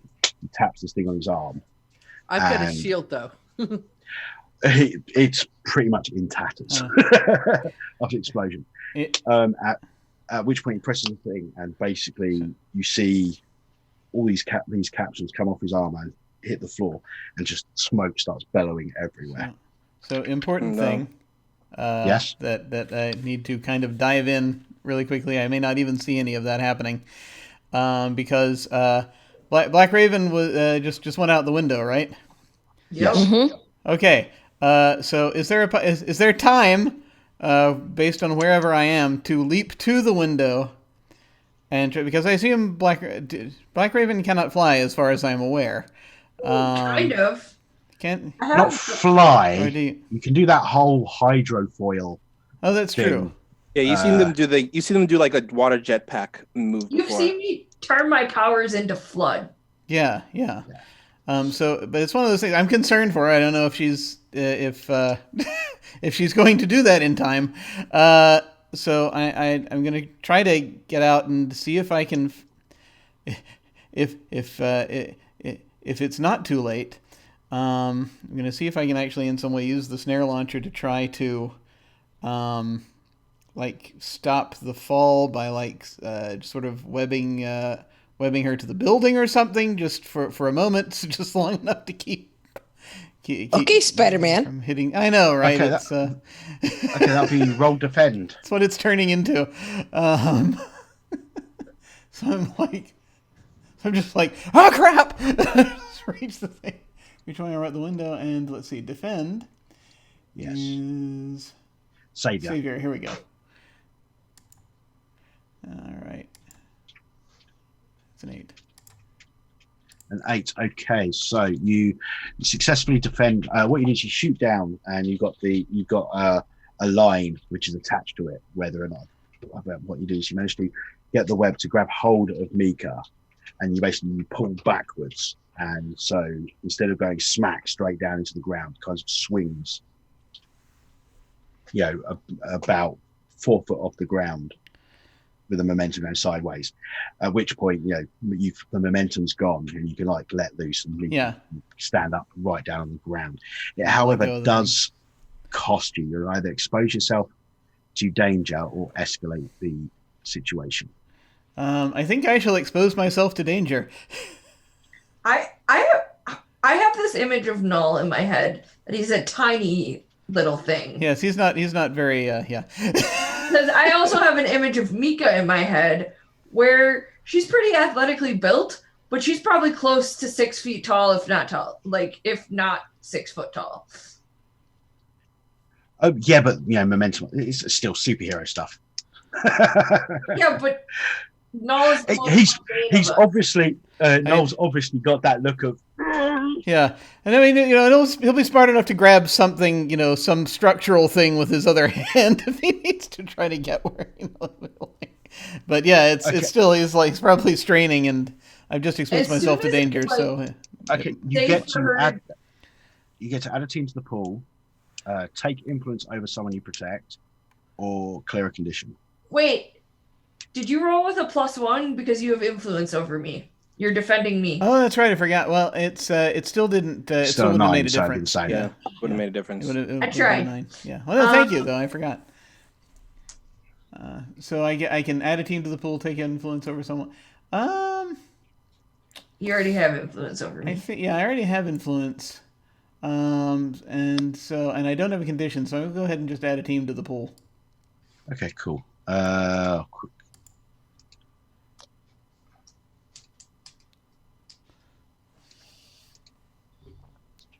Okay, so right, expose yourself to danger. Okay, so as this is happening, all that stuff, you managed to get done. One of those things that came off of the blue line's armor rolls down by your feet, and as it explodes, letting off the smoke, the fire goes up your leg. Can you take a powerful blow?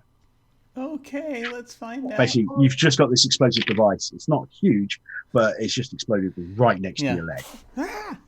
He's holding on to me. This could be bad. It could be. I mean, well, you're only 4 feet off the ground now, so it's worse for me probably. Here we go. I mean, it's potentially not good for either of us. All right. Hit. Well, worst thing that's going to happen to Mika is probably a little bit of bruising. Worst thing that's going to happen to Null is he loses the leg. I have successfully taken a powerful blow.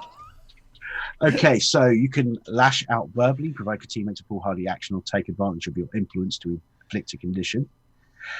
You give ground, your opposition gets an opportunity, or you struggle past the pain, mark 2 conditions. All right, let's see.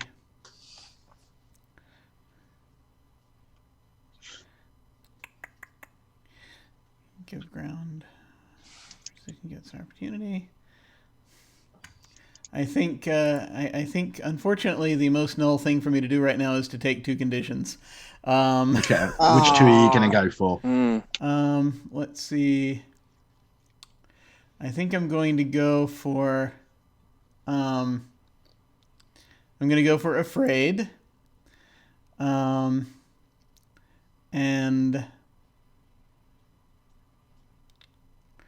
let's see. Insecure kind of makes sense. Insecure does make sense, yeah. Because it's the whole. It makes sense for him. I in don't general. have the powers for this. Yeah, so I'll go ahead and take both of the afraid and insecure. Okay. Right. So the smoke bellows out. as the smoke starts to clear, you do notice that within the blue line is no longer there. Does he come out the window? You do not see him. I run over to help Null pull Black Raven back in. Okay. Yeah, I mean, from your previous dealings with the Blue Line, he does always have a contingency exit plan. So you've seen him pull this sort of stuff before, which is why he's not in prison. Yeah. I'm going to go help pull him back in along with Black Raven. Okay. Meanwhile, Puck, you can see a computer in the back of one of the vans. There is, however, a couple of troopers. A couple of the troopers that were there from the beginning and weren't inside the building, standing by the van. Okay. Is there any way Puck can keep the illusion of the troopers going while making the illusion of a puppy? Okay, you'd need to unleash your powers to do so. And if you basically, if you in order to get the second one going, you'd need to get a hit. On a 7 to 9, you'd have to choose which one of the illusions is there, but on a 10 plus, you can have both. Okay, you know what? Never mind. Second plan. Puck is going to keep the illusion of the officers going, and they are going to approach the guys at the van, and they're going to try to strike up a conversation. Okay. Are you just trying to distract them, or? They're trying to... Yeah, they're trying to distract them. And... Okay, I'm kind of freaking out because I have no idea what Puck is doing. But they are going to try... If you're trying to distract them, then you're going to be going for a provoke move. Yeah, they're trying to get them to do something. Yeah, they're trying to distract them and trying to basically pull their attention away from the inside of the van, so that way they can try to plug in their phone or get into the van to see how they can, to see why Magna Carta and Blue Line are going at it. Okay. That's their whole goal. Okay, so roll plus superior.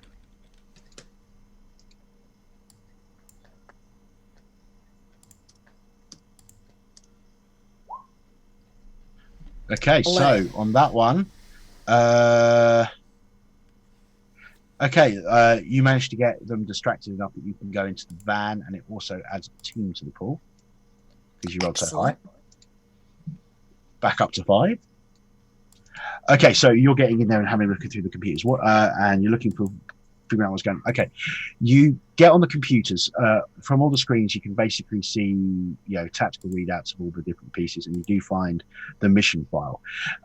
There's no indications of who the group is. That's all scrubbed information.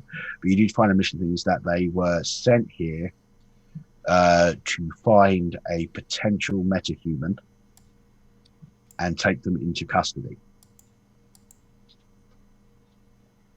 Before Puck shares that information with the crew, they are going to try to find more information about this metahuman. Okay, the details in it basically just say they don't know what the metahuman is/does. They've just got information from various sources that lead them to believe that the person squatting in that building is a metahuman. Okay, Puck is going to share one of those whole, be on full alert, be prepared for any contingency type missions, because they honestly didn't know. Puck is going to share the information with the crew over the comms, and then they're going to try to sneak back into the building and try to find this metahuman. Okay, back on the second floor, you see Magna Carta starting to get to their feet. Looks around, sees that the blue line is gone, sees that the police officers downstairs are covering the troops, kind of looks at you and then just passes out smack right into the floor. The sword, the shield, the robes, the blindfold all start to dissolve away, and what's left is you see looks like someone who's obviously been homeless for a while by the state of their clothes. The hair still braided, but becomes, full hair tied up at the back. Gets younger quite a bit. You guess that this person is probably... Is it one of the kids that went missing? Equivalent to your age, maybe slightly older. No, it's not some. It's you're not in the room, but Mika would not recognize them. Metawarp looks over. Working on getting her in the room. Ronan, Magna Card has returned. Come to my location. Hurry.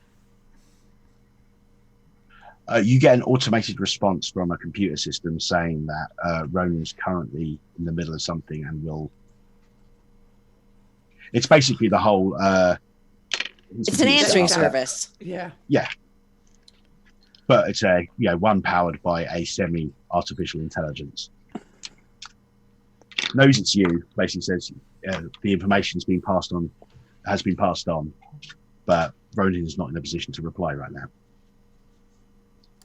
And the only reason he wouldn't reply straight away is he's obviously fighting some bad guy somewhere.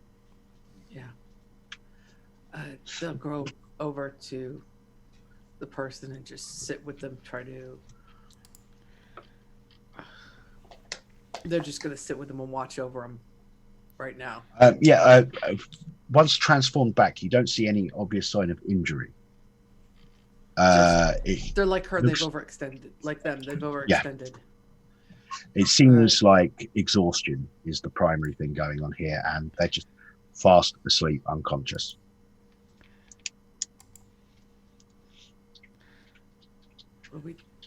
Do we take her back to the subway, Phobos? Yeah. What are we doing? You see Phobos, he's like sitting after he helps Null pull Mika back in. He like slumps down, taking a seat, and he's just looking like you can't tell because he's behind his armor, but he's just like he like puts his hands on the side of his head, and the armor like peels away from his face, and he just looks ragged. Like he looks just like this mix of emotions of angry, upset, and sad, and like angry, upset, frustrated, and annoyed. Like, and he isn't really sure how to just like release these emotions. And he's just sitting there, just like with his hands on his knees, just staring forward. I think at this point Null is gotten a little more sort of adrenaline, because he's like very nervous right now.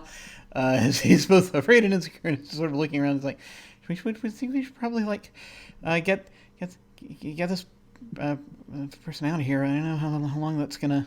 I don't know how long that's gonna keep those guys. What? It's at this point you could hear real sirens approaching. Right. Let's get them. Let's head back to the base. Come on. All right. And Metawarp will pick them up and do the dimension thing and dimension hop them straight back to the subway. Okay. We'll go with. I'm going to say, with this specific use of the power and all that stuff, you can either roll to unleash your powers or spend one burn to do it with somebody else. Because normally you wouldn't need to roll if it was just you. What I'm saying is you can use the burn to take an additional person if you wouldn't need to roll. I have no burns left. So okay. It's going to be unleashed powers. But you can roll to get more burn. You can do that as an action whenever.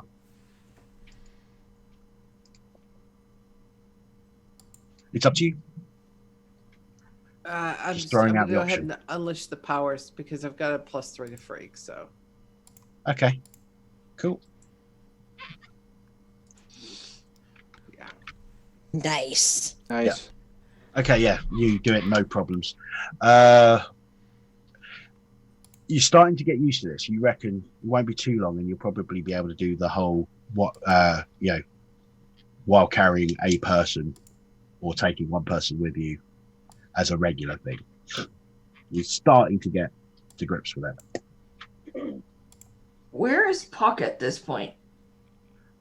Puck is currently in the building, I'm guessing, searching every room, looking for random metahuman, from what you said, yes? Yeah. Okay, you start looking through and you do not find anyone. Okay. Does Puck know about the homeless person that Metawarp brought back to base, or does Pepper know about the homeless person that Metawarp brought back to base? I think you guys pass it on? I think we definitely said over the comm. Like I would have reached over the comm and said, we're heading back to the base. Magna Carta, they transformed back into someone else. They look homeless. They're tired. They passed out. We're taking them back to the base to help them out. Would Puck have told us that the troops were there looking for a random metahuman? Yes. Then then it would have been. Yeah, we would have put two. I think we've got them. I'm going back to base with them. Okay. Then Puck would absolutely be looking through the base, trying to find Mika and Phobos before going back to base. Okay. So the reason I asked was Miko wanted to stay back with Puck, and I think at this point she's probably changed out of her costume.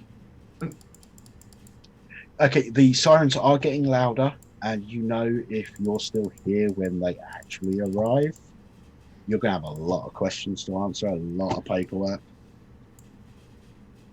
Because you're still not at the point with the city where you can pretty much get away with doing whatever you want.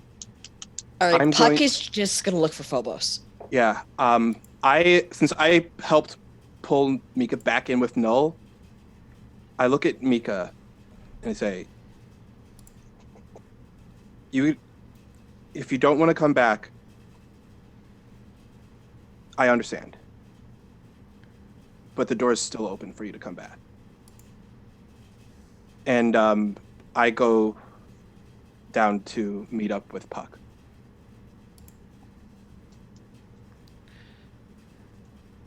Okay, as you start going towards the door, that's when Puck walks in from downstairs. At the moment, everyone except for Metawarp is on that second floor.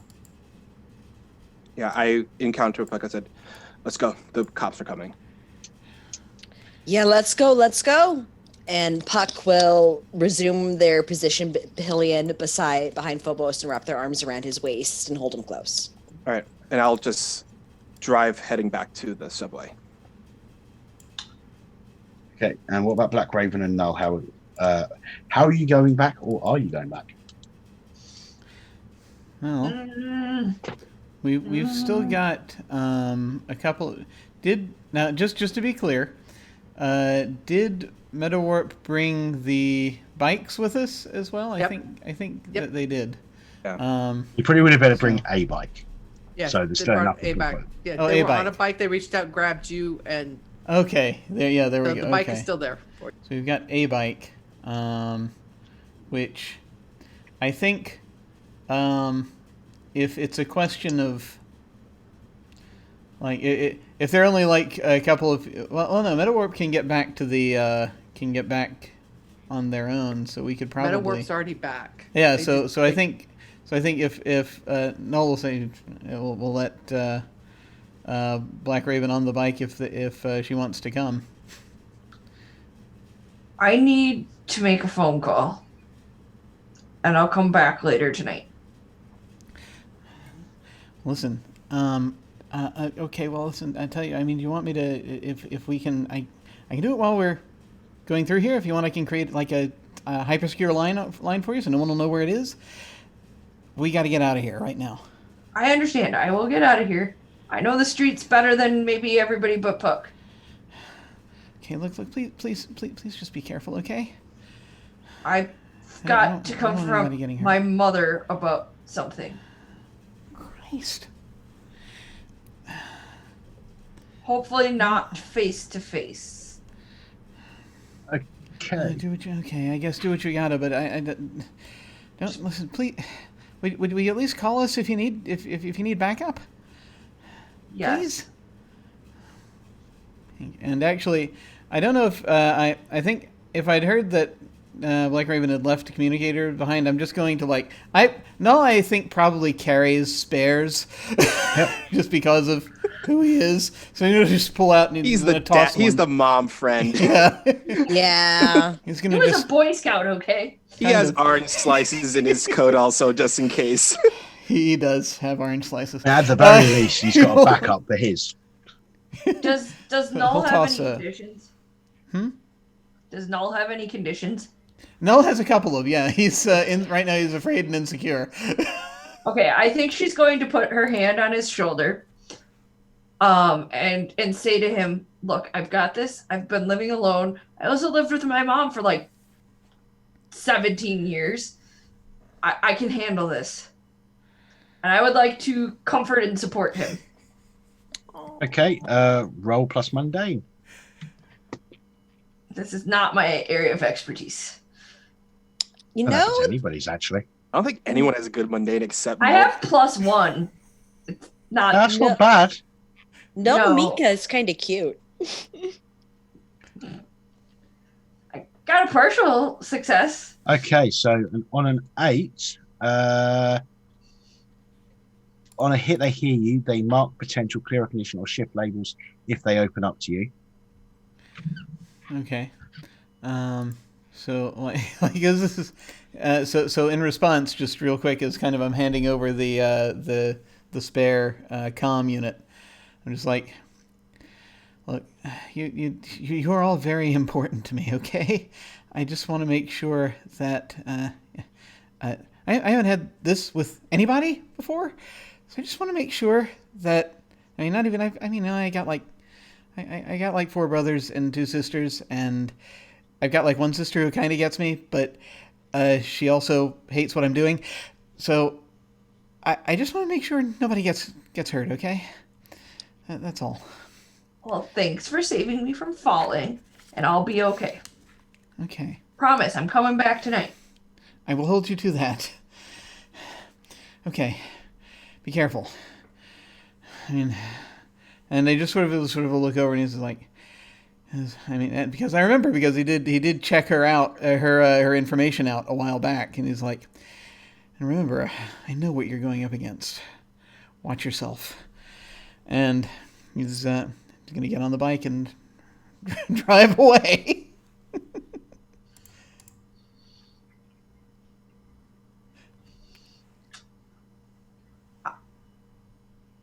I would Actually, like to make... unless Black Raven wants to use the bike, because Nulkin has the ability to sort of melt into the shadows if he wants to. Nah, it'll be okay. All right. The bike is too obvious. Yeah, that's fair. I would like to... I assume I know, like, the house phone number or my mother's cell phone number, or... Yep. I would like to call her. Okay. You get someone picks up the line and you hear her voice go, "Speak." Hi, Mom. "Oh, darling. You're dead." Hangs up. And we cut to a panel of someone holding a phone with the hand down on the hanging up button. And you see, next panel, you see the figure speaking across the room. 100 grand. I want her body.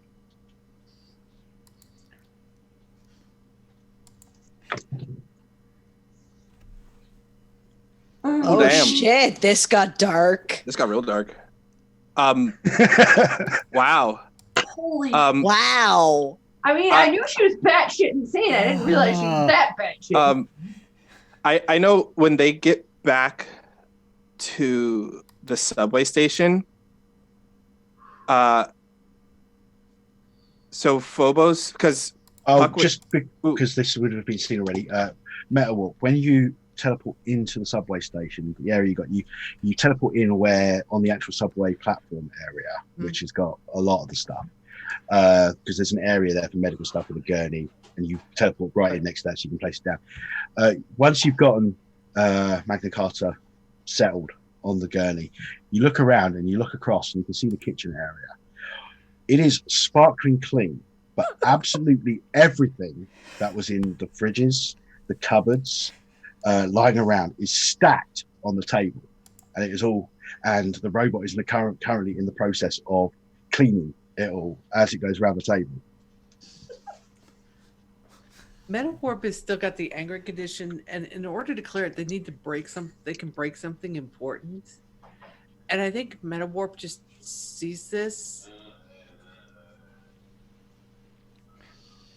and grabs the canister, reaches through the hologram, grabs the canister, and with their super strength, just goes, just like crushing a Coke can, just grabs that canister and.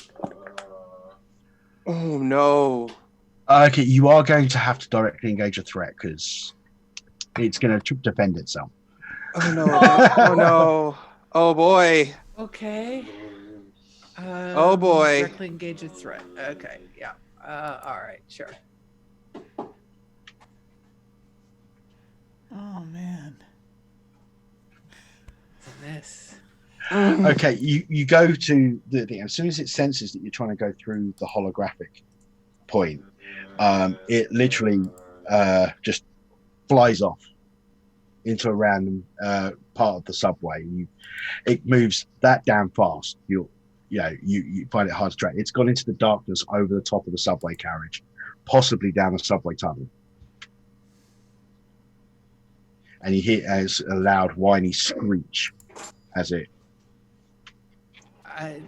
They don't care at this point. They're just there's so much going through their head right now. They'll probably just pick up a dish and just start throwing things against the wall. They're just gonna start shattering things. The way I see it is, you miss and do things, and you just like go, and then basically a blast of energy, and basically that table with everything on it just.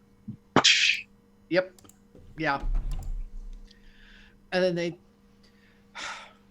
they turn around and they go to take care of the new Magna Carta. Okay, well, you vented your anger, so that's something. Yeah. Not angry anymore. When Phobos and Puck gets back,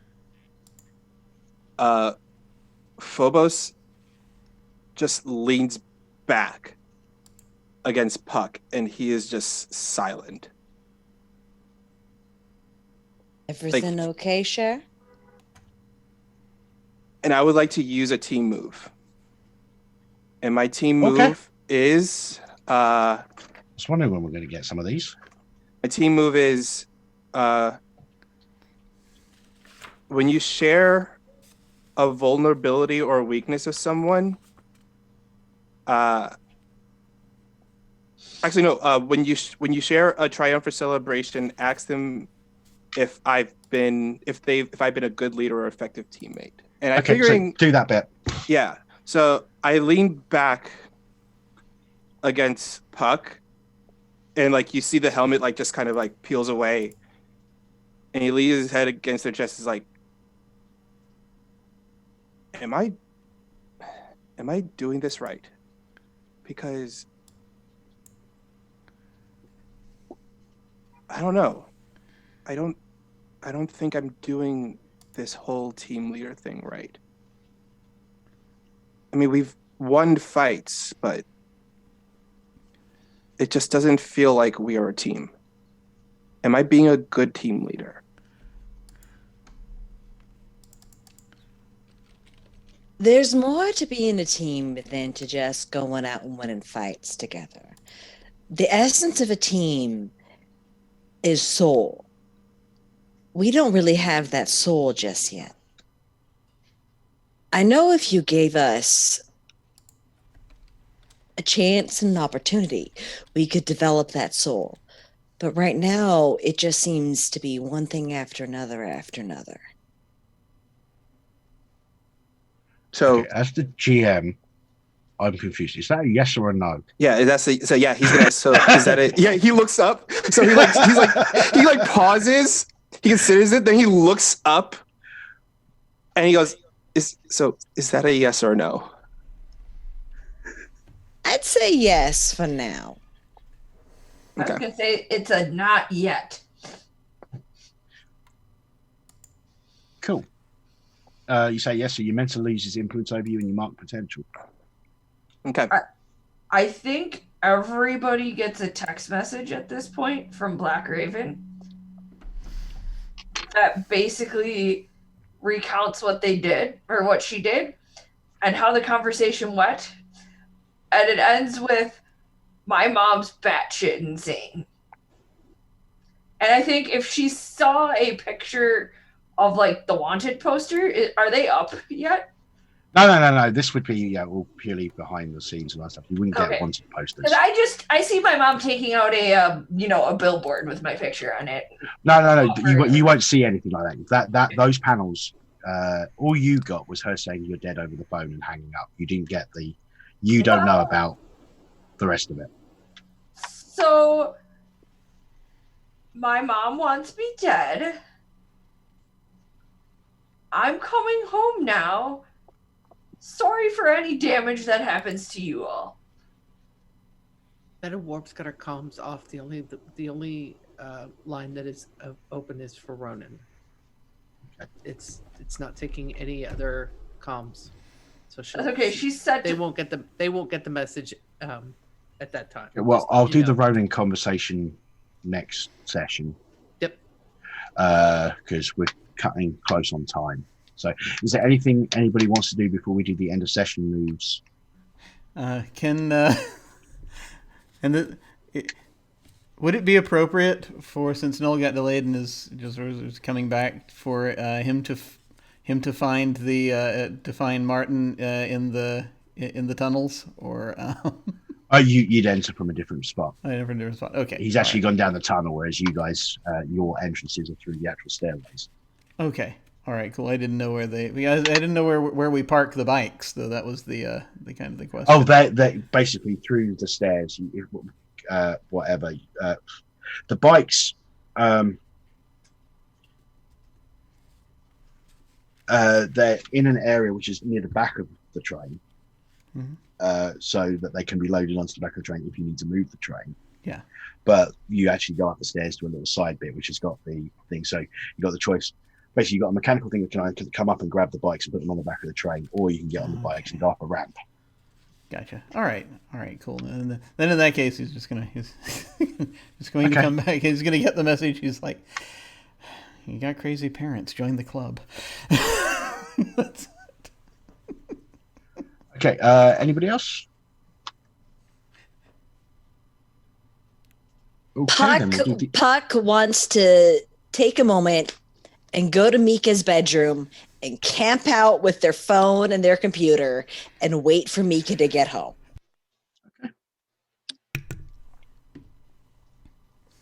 Okay, we'll do the end of session moves in the order I always do it. So we'll start off with Null. Okay. Let's see. Gotta pull this back up here. End of session. Grow closer to the team, grow into your own image of yourself, grow away from the team. Huh.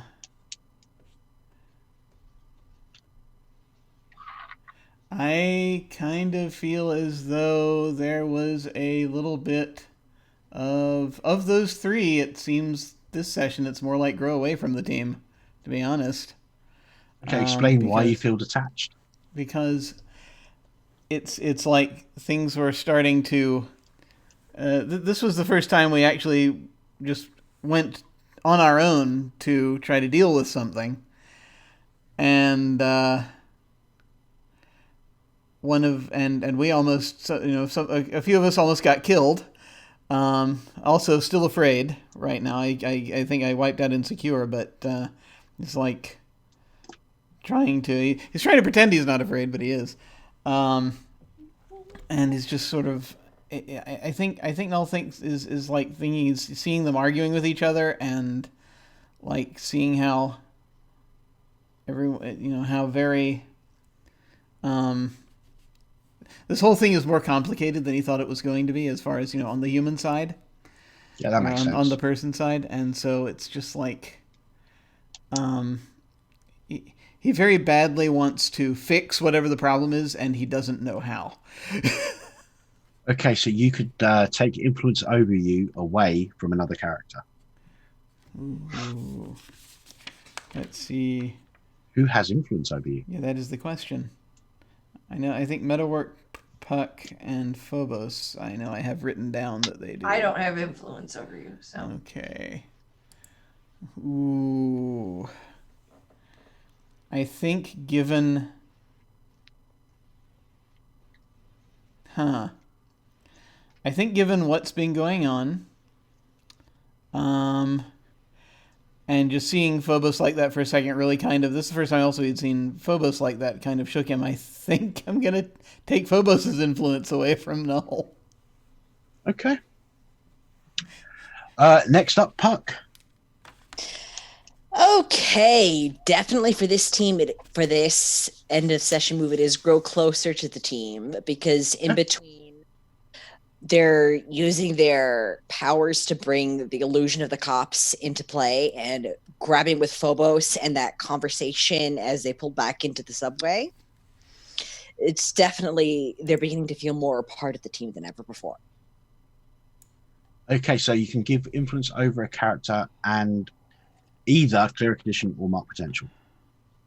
I will mark potential, which means I am leveling up. Woohoo. And I am giving... How? Not yet. Okay, we'll do that next week then. Yes, and as for giving potential to Phobos. Influence, yes. Right, yes. Influence, yes, Cool. Sorry. Okay, fantastic. What about Meta Warp?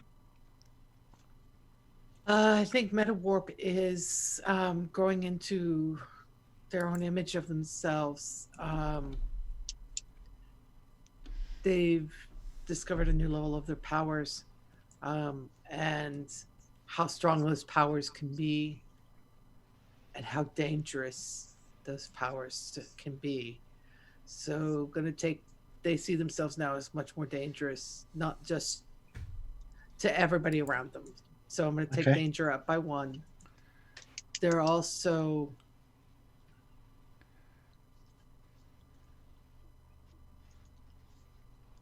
They're not the defender that they wanted to be. And so I'm going to take Savior down by 1. Okay. Makes sense. Okay, Phobos. He, because of what happened, because he feels that the team is very much slowly pulling apart. He feels that he grew away from the team, even with Puck's kind words. He still feels like he grew away from the team, because it feels like there's no, like Puck said, there's no soul to the team. Like there's no. They always feel like they're everywhere. They're not even. He doesn't feel like they're anywhere, like together, and that really is making him feel even more distant from them. And I think the person, because I really say this, but because he had influence over, because he gave influence to Puck over him last week because they bonded, but because because Mika once again, because they bonded over last week, like they became pals, and so Phobos gave Mika influence over him, but because she kind of like has been so reckless, he doesn't want to give up on her.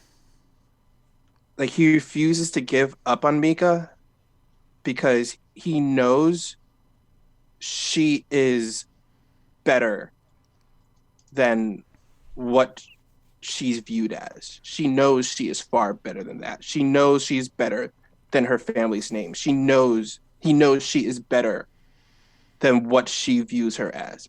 But he's getting very discouraged with trying to rein her in because it feels like he's not getting anywhere. So he's going to have to take the influence she has over him is going to be going away. Okay. That works. Okay, and then Black Raven. Oh, I don't know what move to do. She definitely didn't grow closer to the team. But I also don't think she grew away from the team. But I don't know that she's growing into her own image of herself either. Because at the moment she feels very human and very vulnerable, and like her superpowers aren't going to save her no matter how hard she tries in this moment. Well, I could throw out a point of psychology, as it were. You could argue that you grow closer to the team, not because of anything that you did or they did to this session, but due to the fact you do have this threat and your safest recourse is probably with them. That's true. That's right. Yeah, because now safety in numbers. Yeah, because you don't, even though you're not growing close to the team, it's like you're not bonding with us.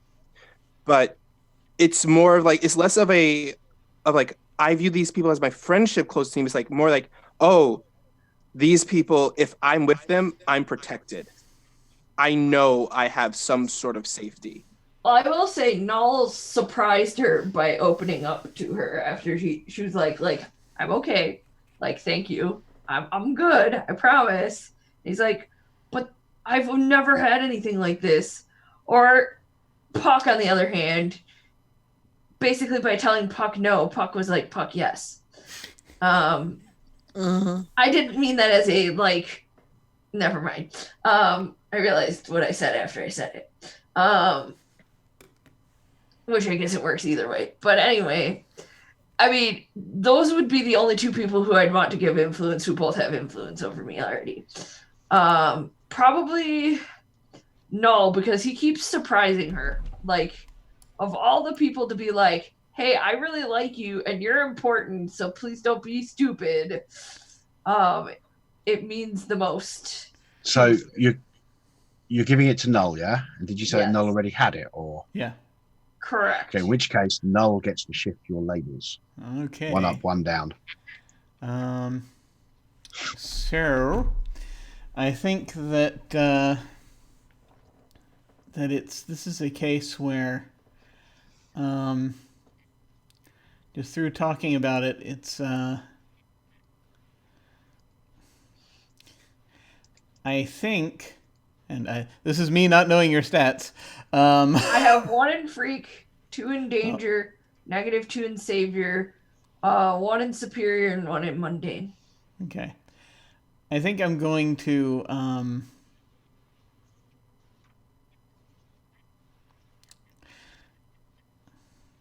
yeah. I think given just everything you're just talking about, things, we were talking about, how danger works and all that. I think I am going to put you down 1 in Danger, and I'm going to probably up you 1 in Mundane.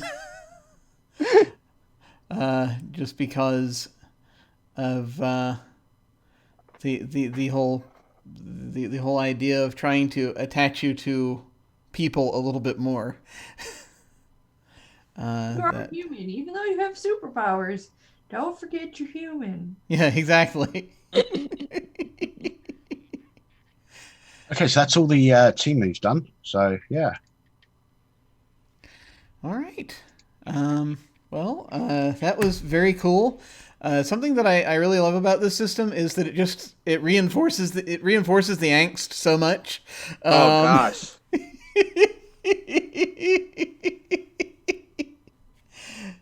There is so much angst. Oh gosh. Sorry, not sorry. And I think that probably my I'm gonna need a second to think of my what my favorite moment was throughout this whole thing. So we'll go. Actually, no, it was the robot starting to follow and just showing the image of Raven of the Raven and being like, oh, wanting to join us. That was awesome. But I enjoy robots. So that was definitely it for me. We'll go ahead and go around. I'm just gonna go clockwise, but end with Mole, and we will start our outros. Feel free to say favorite moment and where folks can find you, all of that stuff, and we will start with Thtrnerd. Hi, my name is Thtrnerd. The easiest way to follow everything that I'm doing, because it's quite a bit, actually. Well, okay, quite a bit. It's a lot. Monday was my first session of running Blades in the Dark, and that will be normally every other Monday, but 2 Mondays from this past Monday is the Monday before my birthday, and I'm out of town that weekend. But it will be the following Monday, and then the next Monday, and every other Monday. And then I'll be back here, and I'm in a Call of Cthulhu game. Easiest way to keep track of this is follow me on Twitter, and I will post links of things that are happening. And anywhere on social media you see Thtrnerd221, that's me. So feel free to follow me. And did you have like a favorite moment you wanted to call out? Or? I mean, I knew I had a target on my head. That bomb drop of "You're dead" click was kind of fantastic. Or turning into a Wonder Twin and turning into a puddle and then reforming was kind of... That was cool. That was really cool. It was nice. I really hope Black Raven turns into Light Black Raven again, but I also don't know if that'll happen. She's really not in a good place right now.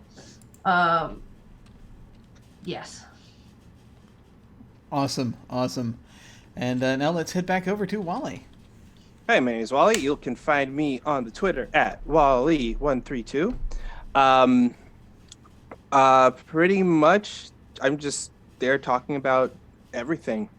My moment of the night, I think it definitely has to be Meta Warp, when she just unleashed their powers like at full blast. Because like it's like from every time I've seen a game of Mass, I've never seen anyone like go full Nova. So it was really cool to finally see it happen, just like someone's powers just go full blast like that. And that was really cool. And like even though like they lost it, they still stood confident afterwards. That was really cool. That was awesome. It was very cool, very cool. And now let us head on over to Pepper. Hello, my name's Pepper. You can find me on Twitter at mebethem4815.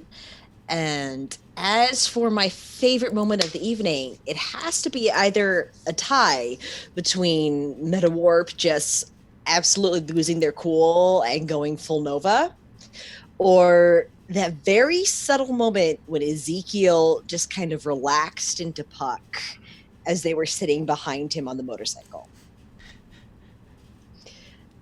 I'm not sure what it is about that moment with Ezekiel, but I feel like all those barriers he started to put up around himself as being like Midnight's apprentice. Oh, I'm Dusk. Oh, I have a reputation to keep up. It feels like now that he's confided in Puck, all those barriers are starting to come down. You don't hate me for that letter, do you? Of course not. Okay, I just had to ask. Yeah. Of course I don't hate you. It was an awesome touch. I've literally been thinking about doing that since last week. I just want you to know. Oh my god, I love it. It was so good. That was great. It was a nice little like a plot kicker. Yeah, absolutely. And Kat, how's it going? almost came to tears. Didn't quite. I'm Kat. I'm at Clark of Court on Twitter. I have a pinned tweet where you can let you know where you can find me there.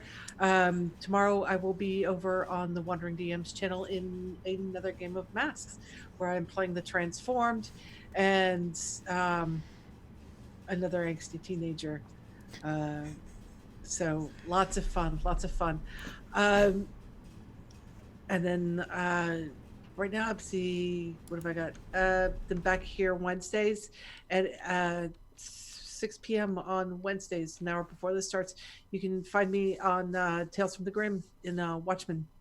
We just had our downtime episode today, and things happened.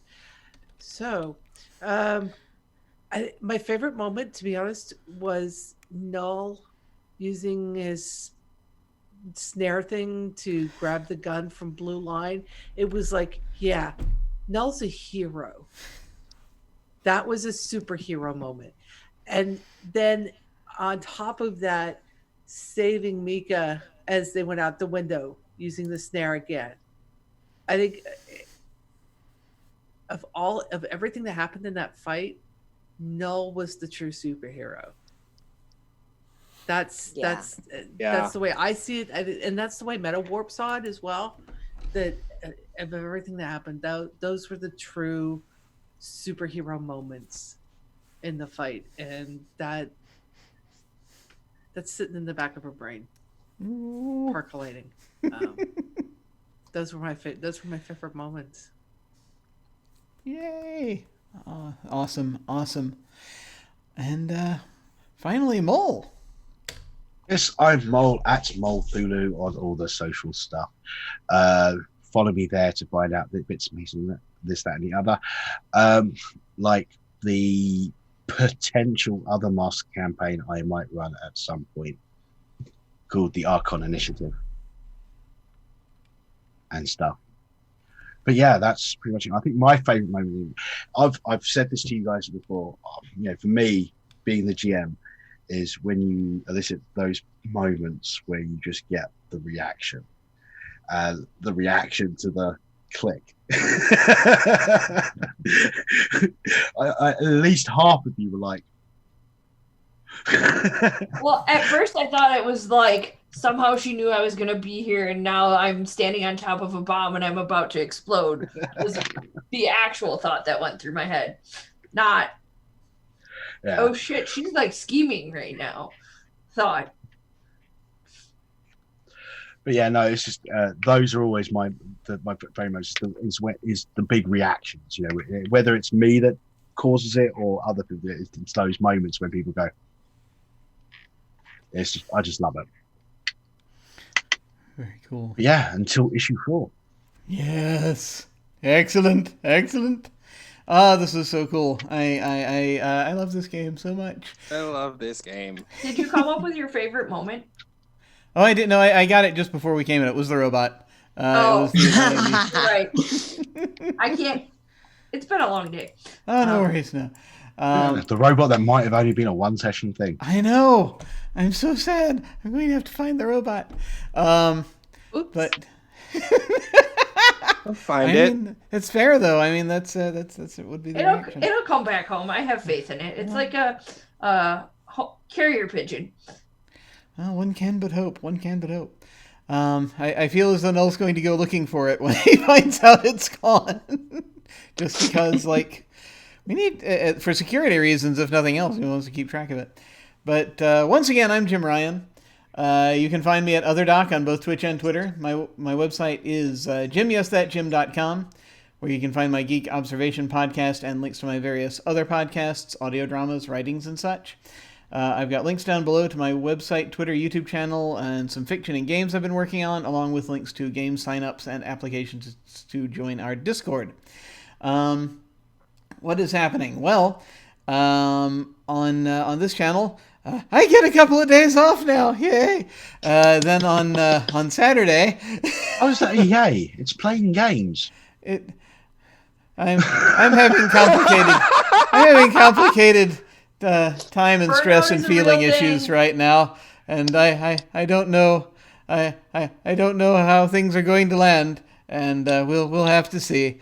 But for the nonce, on Saturday evenings, we have our Invisible Sun campaign, The Edge of Paradox. We have on Sundays in the afternoons, we do one-shots.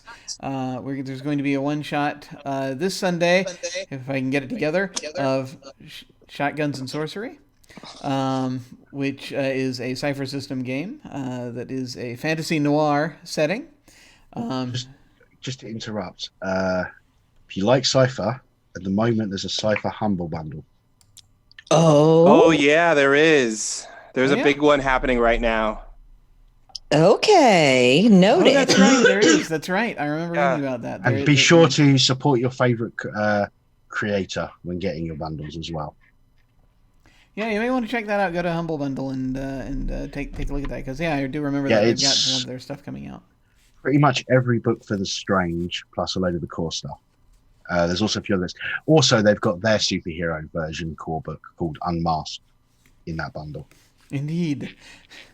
Excellent. Sorry, you mentioned cipher. No worries. Absolutely.